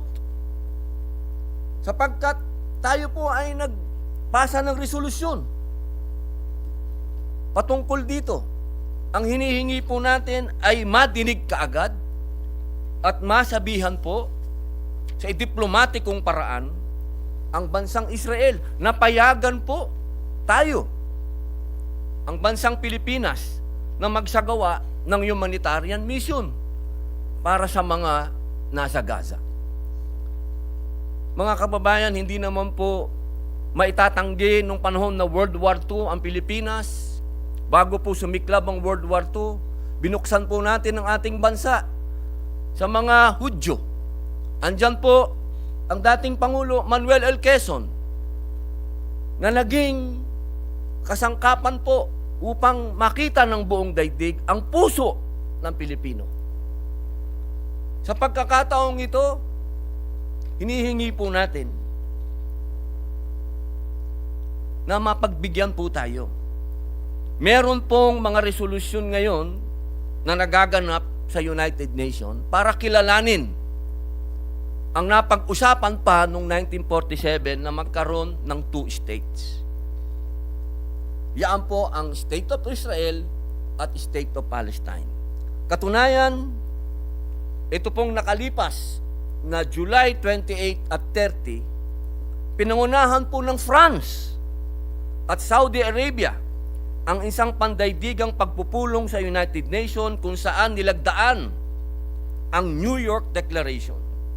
Dito po ay sama-samang nanawagan ang mahigit 30 bansa mula sa European Union, Arab League, kabilang na rin po ang United Kingdom, Canada, Japan, Brazil, hanggang Egypt at Ireland, na itigil ang digmaan at simulan ang konkretong landas tungo sa kapayapaan at pagkilala sa Estado ng Palestine. Sa darating pong Disyembre, sa pagbubukas ng 80th United Nations General Assembly, kaya naman, tayo po'y nananawagan na sana po, tulungan po ninyo ako, mga mahal kong kasama, na makumbinsi ang ating gobyerno na ipanig po natin ang ating boses, ang boses ng mga Pilipino, ang boses ng Pilipinas sa panig ng katarungan, hindi karahasan. Magkaroon ng konkretong solusyon upang magkaroon ng konkretong kapayapaang hindi bulahan. Mga kasama, ang pananahimik po sa harap ng krisis na ito ay isang masasabing kasalanan bilang isang Kristiyanong bansa, bilang Muslim na bansa, bilang Hudyong bansa. Sapagkat ito po ay malinaw. Malinaw po ito. Napapasawalang bahala natin ng pagkakapantay-pantay natin bilang tao. Hindi na po ito usapin kung anong citizenship mo, kung anong lahi mo. Ito po'y usapin na bilang tao. Kaya po ako'y humihingi din ng panalangin. Panalangin para kay Amir. Panalangin para sa bawat batang hindi na magkakaroon man ng ngiti, hindi man makakatawa, bagkus nababalot ng takot at kalungkutan. Panalangin po para sa mga magulang na nawalan ng anak, para sa mga anak na nawalan ng magulang. Panalangin po para sa kapayapaan sa Gaza. Panalangin para sa Israel at sa buong mundo. Isang tabi po natin ang ating mga pananampalataya sa oras na ito. Magdasal po tayo hindi bilang isang Kristiyano, hindi isang Muslim, hindi isang Hudyo, hindi isang Buddhist, hindi isang Hindu. Magdasal po tayo bilang mga tao.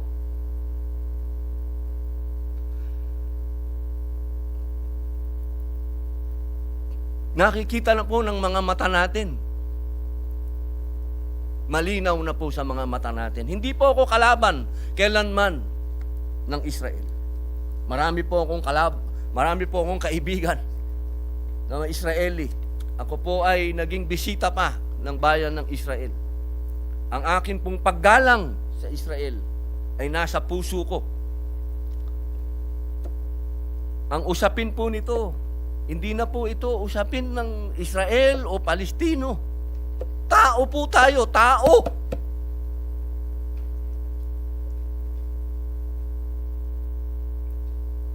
Kapag ka nadidinig po natin, wag naman po tayo magbingi-bingihan. Wag naman po tayo magbulag-bulagan. Hindi po ito usapin na nakikialam tayo sa seguridad ng bawat bansa. Hindi po. Karapatan nilang ipagtanggol ang kanilang sarili. Ngunit hindi po ito na ayon sa ating konstitusyon na makita po natin na ganyan ang nangyayari sa isang lahi. Dahil tayo po, ang ating konstitusyon, ginawa yan, una, pagpupuri sa Diyos. Kung tayo po ay tunay na naniniwala sa Diyos, hindi po natin dapat takpan ng ating mga mata at manahimik sa usapin na ito. Hindi po tayo titindig na maghahanap ng away. Tayo po ay titindig para makapagdala ng kapayapaan at ng relief goods. Yan lang po ang hinihingi natin. Mabigyan po tayo ng access na makapagbigay naman po tayo ng relief goods diyan sa Gaza. Nang wala pong pipigil, kung hindi, bibigyan pa tayo ng proteksyon. Yun lamang po, mga mahal kong kasama. Pagpasensyahan nyo na po ako kung nagiging emosyonal sapagkat ang nakikita po natin sa ating mga mata, uulitin ko po, hindi isang pelikula, hindi isang Netflix o Prime, ito po ay tunay na buhay. Maraming salamat po. Maraming salamat, Senator Robin Hood Padilla, Majority Leader. Yes, Mr. President, the Deputy Minority Leader, Senator Risa Hontiveros, is seeking the floor for her manifestation. Senator Risa Hontiveros recognized. Salamat po, Mr. President. Mr. President, I would like to express my deep solidarity with the people of Gaza and affirm my strong conviction that peace and human dignity must be upheld. Ang mga pangyayari ngayon sa Gaza ay hindi lamang isang humanitarian catastrophe. Ito ay isang krisis ng sanlibutan. Libo-libo na ang namatay, pami-pamilya ang nalipol. Natutulog sila na walang kasiguraduhang magigising kinabukasan. Basic infrastructure and social services have been decimated. Gaza has been reduced to rubble. Sa datos ng UNICEF, 50,000 children have been reportedly killed or injured since October of 2023. Sa ilang estimate at binanggit din ito ni Senator Padilla, 28 bata, halos katumbas ng isang classroom, ang namamatay sa Gaza araw-araw. Critical na ang kawalan ng pagkain, tubig at gamot. Ayon sa reports, the blockade of aid, the starvation, the constant forced displacement, and the destruction of hospitals, water systems, schools, and homes. In essence, the destruction of life itself in the Gaza Strip. It is the responsibility of the Philippines, as a member of the community of nations, to speak out against these crimes against humanity. I commend the Philippine government for standing on the side of human rights and international law. Last June, together with 148 other countries, we voted in favor of a UN General Assembly resolution demanding an immediate and permanent ceasefire in Gaza. It is also our personal duty as human beings to not choose silence when our fellow men, women, and children are dehumanized on this scale, especially with the presence of Filipino-Palestinians living in Gaza. Shukran kay Senator Padilla for lending his voice to this issue. Kaisa niyo po ako, pati sa Senate Resolution number 14. Salamat po, Mr. President. Thank you, Senator Hontiveros. Majority Leader. Yes, Mr. President, Senator Erwin Tulfo is also seeking the floor for a manifestation. The gentleman from Palawan, Senator Erwin Tulfo, is recognized. Maraming salamat po at magandang hapon po, Ginoong Pangulo. Nais ko lamang pong magpahayag ng aking pagsuporta po sa resolusyon na final po ng ating kasamang si Senator Robin Padilla patungkol po sa paghingi ng suporta para po sa mga tao po doon sa Gaza na ika nga ayon na rin po sa mga balita ay nahihirapan na at libo-libo na po ang namamatay doon at libo-libo na rin ang namamatay sa gutom at libo-libo rin po ang nasasaktan para makipag-agawan, makakuha lamang po ng pagkain. Gabi-gabi po napapanood ko ito sa telebisyon sa mga balita na ganun po ang nangyayari sa mga tao doon, kabilang na po ang mga kabataan. Mayroon lamang po sana akong katanungan sa aking idolo sa pelikula ay sa aking idol po, matanong ko lang, paano po natin ipapahayag o ano hong gusto ninyo para maiparating natin sa liderato ng Israel o bansang Israel o sa kanilang ambassador dito sa atin ang ating pagtutol sa nangyayari doon at paghingi ng suporta. Ito po ba ay sa pamamagitan ng diplomatic channel, sa pamamagitan po ng Department of Foreign Affairs natin, na magpadala po tayo ng sulat at ipahayag po ang ating suporta at ang pagtutol sa nangyayari doon sa pagpigil po sa paghahatid ng mga pagkain at patuloy po ang pag-atake at pagbomba po ng Israel sa Gaza. Ganun po ba? Opo, Yes, the gentleman is recognized. Senator Padilla, please. maraming salamat po, Thank you. Ginoong Pangulo. Napakaganda po ng mungkahi ng aking pinsan. Maraming salamat po, Insan. Alam niyo po, matagal na po natin ito pinag-uusapan dito sa plenaryo.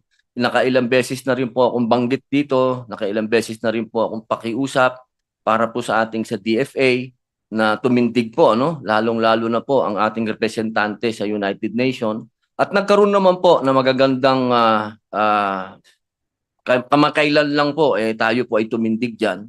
Tumindig po ang ating ambassador doon, ang nag-represent ng United Nations, para po dyan na magkaroon po talaga ng tigil putukan, ceasefire, ganyan po. Lahat po yan. Ang nangyayari po kasi, ang hinihingi po natin ngayon, para magkaroon po ng final solution. Ito pong mangyayari sa September, diyan po sa United Nations General Assembly, magkakaroon po dyan na ang butuhan kung kikilalanin na po ang State of Palestine. Ang hinihingi po natin, sana po ang atin pong gobyerno, ang atin pong administrasyon, sa tulong po, no? Kanina ko pa po binubulungan ang ating chairman ng Foreign Committee. Kanina po kami nag-uusap. At kayo po bilang Vice Chairman, ay ma-endorso nyo po ako na mapayagan po ako sa diplomatikong paraan. Opo, hindi po yung kailangan po alam kailangan batid ng bansang Israel na tayo po'y pupunta doon upang makapagbigay po ng humanitarian relief. Mapayagan po tayo. Kasi sa ngayon po, Insan, talagang wala pong makapasok na kahit na sinong bansa at nakalulungkot po yun. Dahil meron naman po tayong diplomatic relationship sa Israel. Katunayan po, wala po tayong visa dyan. Tayo po ay nakakapasok sa Israel ng malaya dahil sila po din ay tumatanaw ng utang na loob sa atin sa pagtulong po sa natin sa kanila noong World War II. Kaya yung po sanang diplomatic relation na yon, magamit po natin ngayon sa humanitarian aid. At sana po, ang pangalawa po nating hinihingi, yung magkaroon ng pinal na kapayapaan kung ang Pilipinas po ay boboto sasama sa EU, sasama sa United Kingdom, sasama sa iba pang bansa, Canada, Japan, na boboto po na magkaroon na ng Palestinian state. Yun po talaga aking Insan, ang aking pong idolo, napakatapang na idolo sa larangan ng journalism, na ito po talaga, kung hihingin po natin yung tunay na katapusan ng kaguluhan nito, yun po talaga, two-state solution at yung pong mapayagan tayong makapagdala ng humanitarian aid. Maraming salamat po, Ginoong Pangulo. Rest assured po sa ating pong Senador Robin Padilla na pag nag-convene po ang Committee on Foreign Affairs ay pag-uusapan po at tatalakayin sa lalong madaling panahon ang issue na ito para makahatid po, makapagbigay din tayo ng tulong at ayuda ang ating bayan sa mga tao po doon sa Gaza. Hindi lang po pagbibigay ng ayuda at tulong sa mga sinalanta ng bagyo o baha sa mga panig na bundok, kundi sa mga lugar na sinalanta rin po ng giyera sa mga oras po na ito. Yun lang po, Ginoong Pangulo. Maraming salamat po at magandang hapon po sa inyo. Maraming salamat, Senator Erwin Tulfo. Senator Amy Marcos. is recognized. Yes, thank you very much, Mr. President, Majority Leader.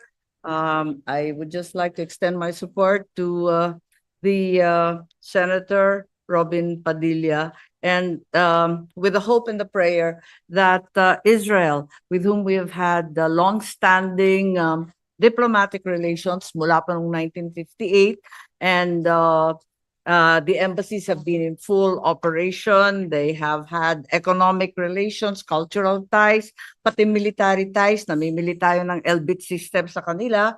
At ako ay saksi nung tumulong ang Israel sa atin, yung Masyad at yung iba't iba pang charitable organizations doon sa tinatawag nilang Typhoon Haiyan o Yolanda dito sa atin. Andun ako sa Leyte, sa Tacloban, at nakita ko ang hirap at malasakit nila para sa atin. Sana'y bigyan tayo ng pagkakataon na makatulong din sa Gaza on a purely humanitarian level, walang bahid ng politika, walang pakikiisa sa alinmang panig, at makatulong. Nakakasama talaga ng loob at halos hindi ko mapanood sa telebisyon ang nangyayari sa mga kabataan, kababaihan, matatanda sa Gaza. Sana makatulong tayo tulad ng ginawa ng Israel para sa atin nung panahon ng Yolanda. Maraming salamat. Salamat. Thank you very much, Senator Ivy, for your manifestation. Majority Leader. Yes, Mr. President, next to make a manifestation is Senator Lauren Legarda. I move that she be recognized. Senator Lauren Legarda is recognized.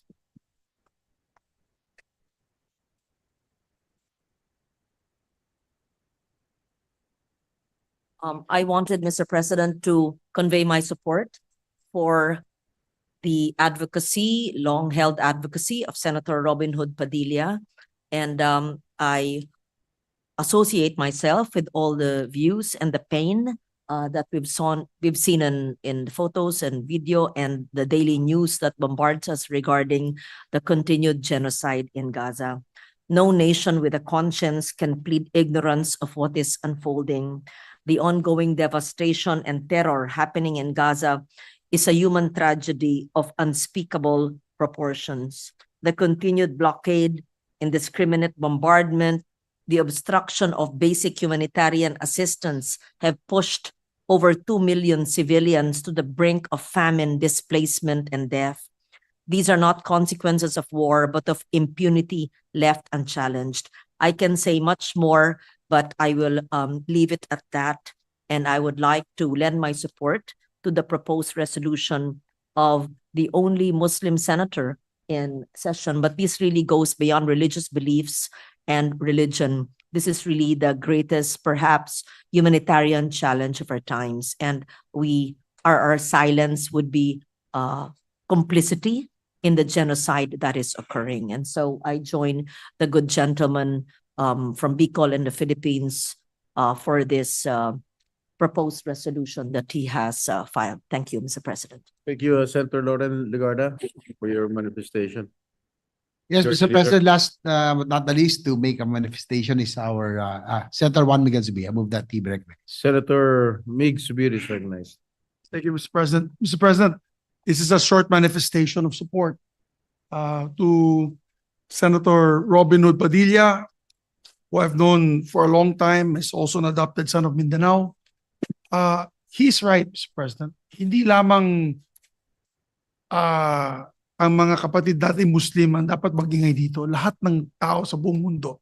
Whether you're a Christian, you're a Muslim, you're a Buddhist, you're Hindu, you're even a pagan, if you wish, Mr. President, or an atheist. This is already law of humanity. Humanitarian grounds na po ito. Tama po kayo. Nung napapanood ko po yung video, may mga batang maliit dyan. May anak din po ako ng 10 taon. Imagine if your 10-year-old son is in the same situation as they're facing now in this day in Gaza. Siguro bilang ama, wala ka talagang magagawa, Mr. President. But as a nation who believes in humanitarian law, Mr. President, we should support all efforts in the United Nations to finally find a solution of this problem. I'm surprised, Mr. President.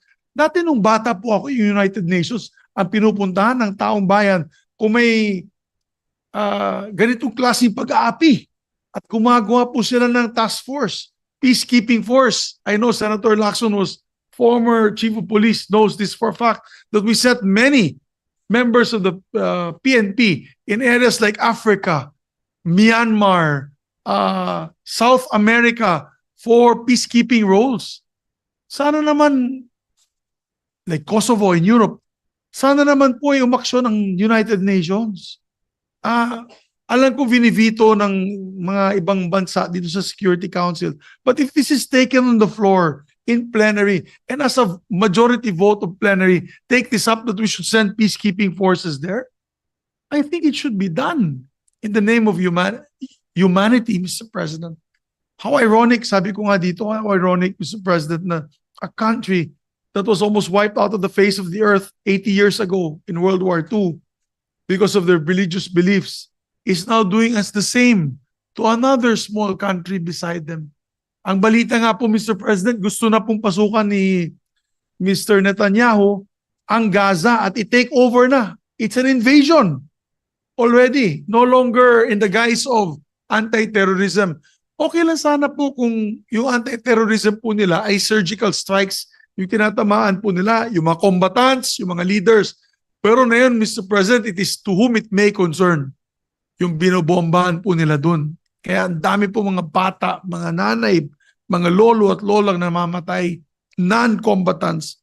I think this should be enough. Tama na po, sobra na po ang pagbobomba nila sa tao dun sa Gaza. Dahil tao din po sila eh.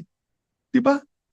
In the grand scheme of things, we're all just human beings trying to survive with our families, trying to live a life of decency, Mr. President. Kaya ako, dati tahimik lang po ako dahil marami tayong kaibigan na Israeli, kaibigan natin si Ambassador na umuwi na po sa Israel. Pero pag nakikita kami ni Ambassador, sinasabihan ko na rin siya, Ambassador, tama na siguro yung ginagawa niyo. Kawawa-kawawa na yung mga tao. Maawa naman po kayo sa mga tao. And I think that is the basic sentiment all throughout the world, if you ask me now, that enough is enough. And I support the speech of the good gentleman. Shukran to your speech. And inshallah, one day, we will see peace in that area. But it has to be done with all countries, support of all countries towards that peace. Katulad ng ginawa natin sa Bangsamoro, napakahirap. All government, all country approach. Pero nagawa na po natin. Pero may konting gusot lang na yun. Na sana maayos po natin. Pero kung kaya natin gawin doon na halos 3 dekadang nag-aaway yung gobyerno at ating mga kapatid na Bangsamoro, kaya din sana po natin hanapan ng solusyon itong problema sa Gaza. So Mr. President, I congratulate the gentleman from Nueva Ecija and Camarines Norte and the Republic of the Philippines, our lone representative, Muslim representative in the Senate, in his move to finally put an end to the strife that the people of Gaza are feeling and are experiencing now. Thank you. Mabuhay po, Mr. President. Thank you, Senator Subiri, Majority Leader. Mr. President, I move that we refer the privileged speech of Senator Robin Hood Padilla and all the manifestations and interpolations thereon to the Committee on Foreign Relations. Any objection? There being none, motion's approved. Mr. President, Senator Risa Hontiveros would like to deliver a privileged speech. I move that she be recognized. Senator Risa Hontiveros is, yes, before I recognize Senator Hontiveros. Yes, Senator just a Subiri. really quick manifestation. You know, all the speeches today are very good speeches. One was climate change. The other one was about the abuses in Gaza. And I'm sure the speech of Senator Risa Hontiveros is also very important, Mr. President. I would just like to put on record, all the members of the minority are here today listening to all those speeches, Mr. President. As always, Mr. President, just a friendly manifestation. Noted. Senator Hontiveros, you're now recognized.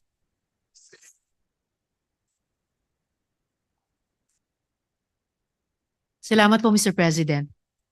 Mr. President, dear colleagues, I rise on a point of personal and collective privilege. Nitong nakaraang Hulyo, ay nabalitaan natin ang pagpataw ng preventive suspension kay Government Service Insurance System President and General Manager Jose Arnulfo Wick Veloso at 6 pang opisyal. The facts which led to these suspensions are nothing short of alarming. Ano ba itong pinaggagagawa ng GSIS sa pera nating mga kawani ng pamahalaan? Dear colleagues, habang seryosong itinutulak ng Senado ang mga panukalang batas ukol sa e-gambling, mukhang may isa pang klase ng pagwawaldas ng pera na dapat tayong o dapat nating bantayan. Yung pondong inaasahan ng mga pampublikong manggagawa na magbunga sa takdang panahon matapos itabi at hulugan ay mistulang isinusugal at ipinapatalo ng mga opisyal ng GSIS. Let's look at the numbers. At present, GSIS has a 1.83 trillion pesos in total assets. 1.83 trilyong piso iyan mula sa sama-samang pangarap at pagsisikap ng ating mga kawani sa gobyerno na buwan-buwan ay kinakaltasan ng sahod bilang contributions sa GSIS. 2,736,710. Ganyan naman po karami ang mga miyembro at pensyonado natin sa ilalim ng GSIS. Sila ang ating mga guro, pulis, traffic enforcers, doktor at nurse sa pampublikong ospital, empleyado sa lokal na pamahalaan. At syempre, maging mga kasamahan natin dito sa Senado. Kayong mga masisipag nating katrabaho sa Senate proper at Senate Secretariat. With millions of Filipinos depending on GSIS for their pensions and other benefits, GSIS investments should be made in a sound, safe, and liquid manner in compliance with regulations designed for that purpose. Ang problema, mukhang ang mismong liderato pa ng GSIS ang hindi sumusunod sa mga alituntunin na iyan. In recent weeks, new articles have started to shine light on the 1 billion peso investment of GSIS in online gambling platform DG Plus. You heard that right, Mr. President and dear colleagues. Pinaka nakakagulat sa lahat, nag-invest ang GSIS, naglagpas 1 bilyong piso sa online sugal. Pinasok ito ng GSIS when DigiPlus's shares were being offered at a peak of 65.30 pesos. Those shares have since hit a low of 13.68 pesos. Lugi na! In the first place, what was GSIS thinking? Investing funds in online gambling. Tayo nga po, mga kasamang nagtatrabaho sa gobyerno, hindi pwedeng tumuntong sa casino. Lalo na, hindi pwedeng magsugal doon. Kaya, bakit ang GSIS naman, todo taya at ginawang puhunan ang pera ng public employee sa sugalan? Sa ngayon, tayo sa Senado at pati ang House of Representatives, maging ang Malacanang ay lahat gumagawa ng mga malalakas na inisyatiba, paninindigan, laban sa online sugal dahil sa mga masasamang social costs nito. So, why is GSIS doing the opposite? Why is GSIS investing the retirement money of public servants to seemingly expand the e-gaming industry? We need explanations. And unfortunately, Mr. President, this is just the tip of the iceberg. By law, GSIS has the fiduciary duty to invest the contributions of its members wisely, ensuring they meet the requirements of liquidity, safety or security, and yield to guarantee the actuarial solvency of the funds. Dapat lang naman, no? Isipin nyo, buwan-buwan kayo, buwan-buwan tayo naguhulog sa GSIS. Yung mga nagtatrabaho sa gobyerno, gaano katagal na kayo? 10, 20, 30 years? Tapos, hindi pala inaalagaan. Hindi pala sinisiguro. Hindi pala ginagarantya. Yung pondo natin, pagdating ng panahon, wala pala kayong tatanggaping pensyon. It appears there is a pattern of reckless and questionable investment decisions by the current GSIS leadership. The guardrails we have put in place to guide and protect GSIS investments are seemingly being breached. Remember that preventive suspension of Mr. Veloso and other GSIS officials. That was imposed in connection with the 1.45 billion peso subscription agreement entered into with GSIS by GSIS with Alternergy Holdings Corporation for the purchase of 100 million of the latter's perpetual preferred shares. A quick look at the GSIS Alternergy deal reveals multiple red flags. According to the Ombudsman, Mr. Veloso and his fellow GSIS officials may have committed serious misconduct when they entered into an agreement to purchase Alternergy's perpetual preferred shares without the approval of the GSIS Board of Trustees and in clear violation of the GSIS's own investment policies and guidelines. GSIS also entered into this multi-billion peso deal without the necessary endorsements from the GSIS's own assets and liabilities and risk oversight committees. Glaringly, Alternergy's market capitalization was far below the 15 billion peso minimum reportedly required under GSIS policy for investable companies. The shares were not even listed with the Philippine Stock Exchange on the dates of the execution of the agreement and the payment of the subscription. Even worse, Alternergy also appears to be highly over-leveraged. Simply put, they have too much debt, with a debt-to-equity ratio of 194% and a dangerously low interest coverage rate. Paano nakapagdeklara ng 40 million peso cash dividend ang kumpanya iyan? Puro sila utang at in financial distress na.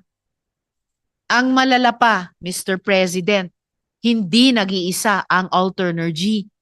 Ayon sa annual audit report ng Commission on Audit noong 2023, nag-invest ang GSIS ng hanggang 2.38 billion pesos sa 3 publicly listed companies kasama na itong Alternergy.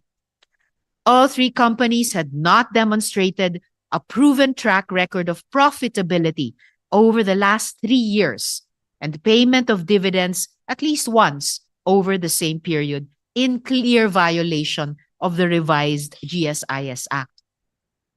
Sadly, the GSIS has already suffered a 251.37 million peso valuation loss on these equity bets. 251.37 million peso valuation loss. This is no longer risk-taking. Pagtatapon na ito ng pera. And Mr. President, the COA grimly warns that this is just the beginning, since the investments could undermine the actuarial solvency of the pension fund and place members' savings at risk. We cannot dismiss COA's warnings, especially when GSIS is already exposed to other risky and problematic investments. In fact, let's not call them investments. These are plain and simple bad bets. Along with GSIS's questionable investment in online banking, online gambling, there is also the continuing 0.82% stake of GSIS in Del Monte Pacific, a company teetering under 2.3 billion US dollars in debt and facing massive write-offs. This investment has already incurred an estimated paper loss of 19.1 million pesos for GSIS, representing a 32.5% decline in its stake. Pero sa kabila ng matinding paalala sa mga opisyal noong bumagsak na ang halaga, hindi pa rin umaatras ang GSIS sa Del Monte Pacific.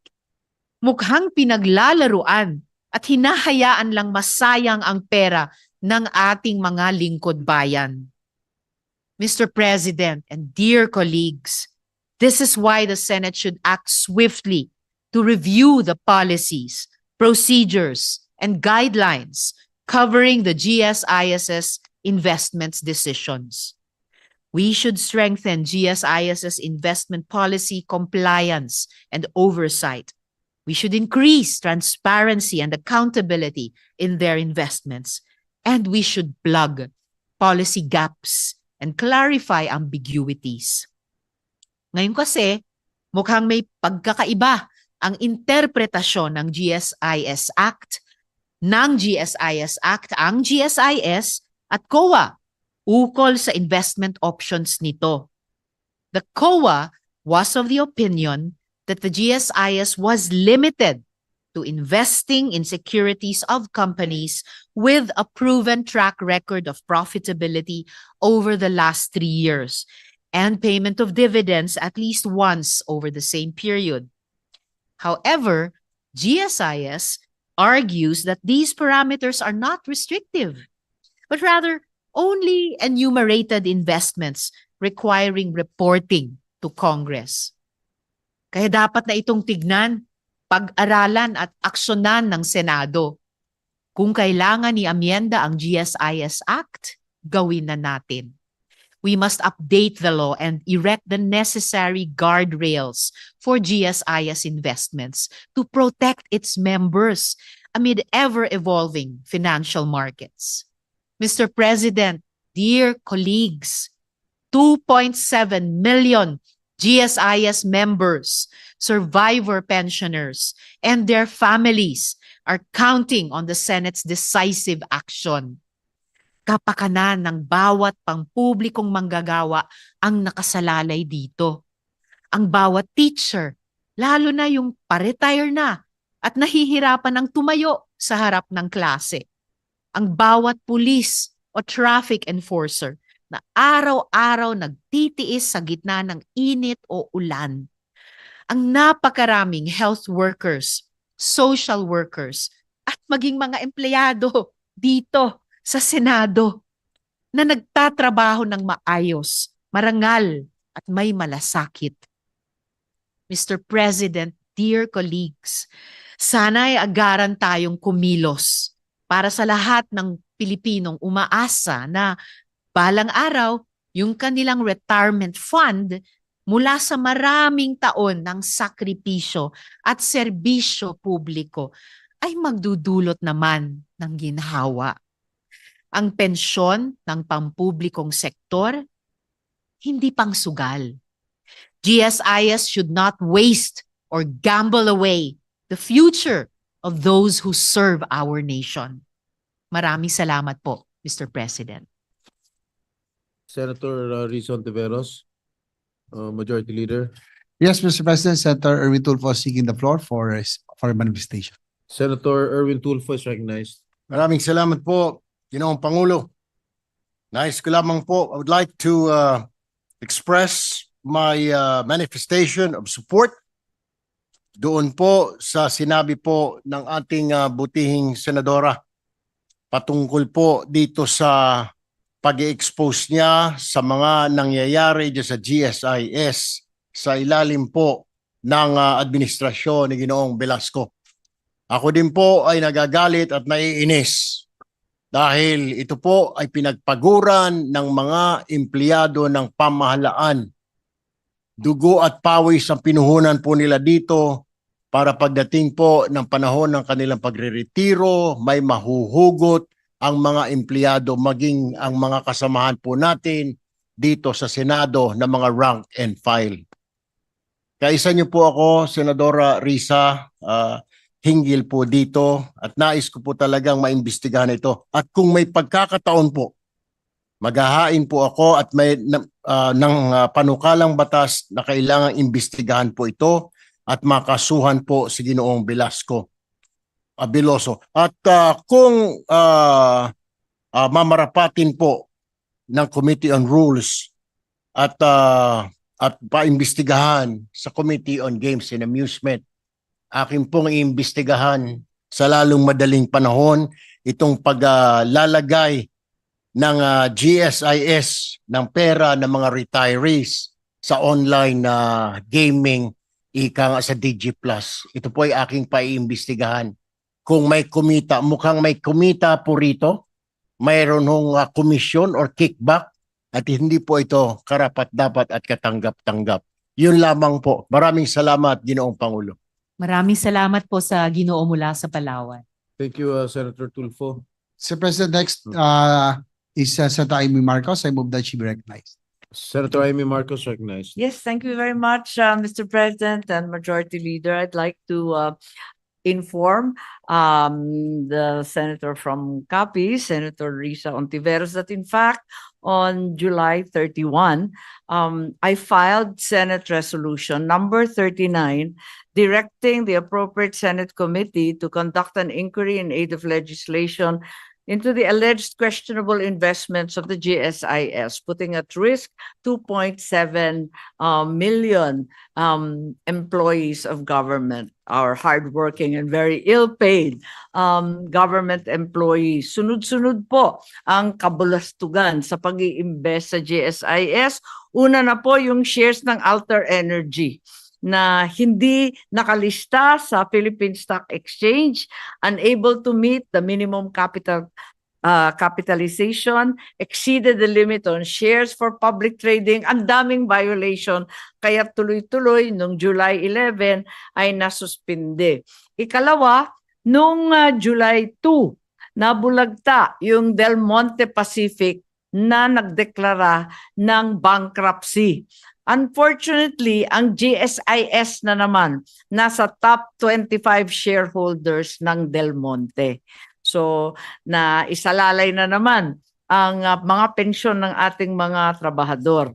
Ikatlo, ang nabanggit na ni Senator Risa, itong 13 to 16, 2025, binili na naman ng GSIS yung mga shares ng DG Plus na bumagsak na, nasa 20% na ng purchase price. At ikaapat, meron pang Nickel Asia, a 1.46 billion investment in Nickel Asia, once again without board approval. At ikalima, a failed attempt na naman. Ito hindi natuloy pero nag-effort din daw to invest $100 million in a credit fund linked to the defunct Lehman Brothers.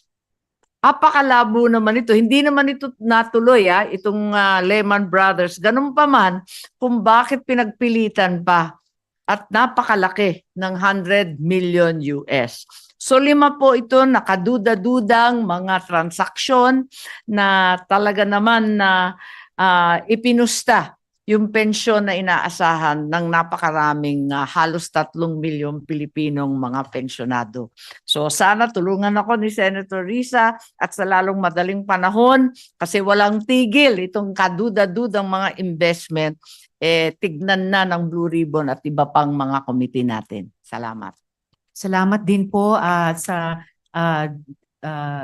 lady mula sa Ilocos Norte. Yes, tutulong din po ako kung saan man ma-refer pati itong privilege speech ko kung doon nga sa komite ni Senator Erwin Tulfo or sa iba pa, pero tutulong din po ako para maimbestigahan ito at salamat sa mga dagdag na impormasyon na ibinahagi ninyo. Salamat, Mr. President. Thank you, Senators Marcos and Hontiveros. Majority Leader.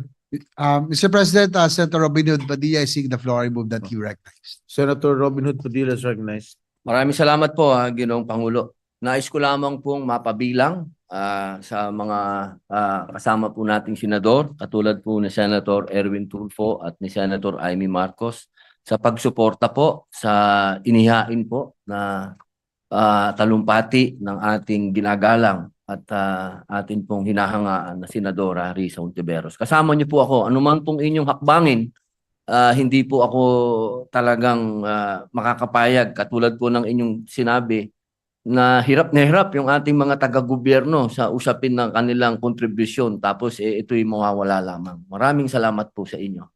Maraming salamat din po sa Ginoo mula sa Camarines Norte at BARM. Thank you, Senator Padilla, Majority Leader.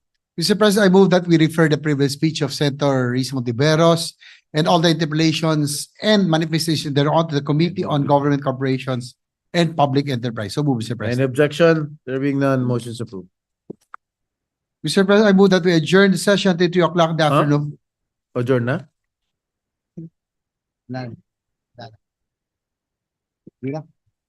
Yes, Mr. President, I move that we adjourn the session till 3 o'clock in the afternoon of Wednesday, August 6, 2025. Any objection? There being none, session is adjourned until 3 o'clock Wala pang ano. in the afternoon of Wednesday, August 6, 2025.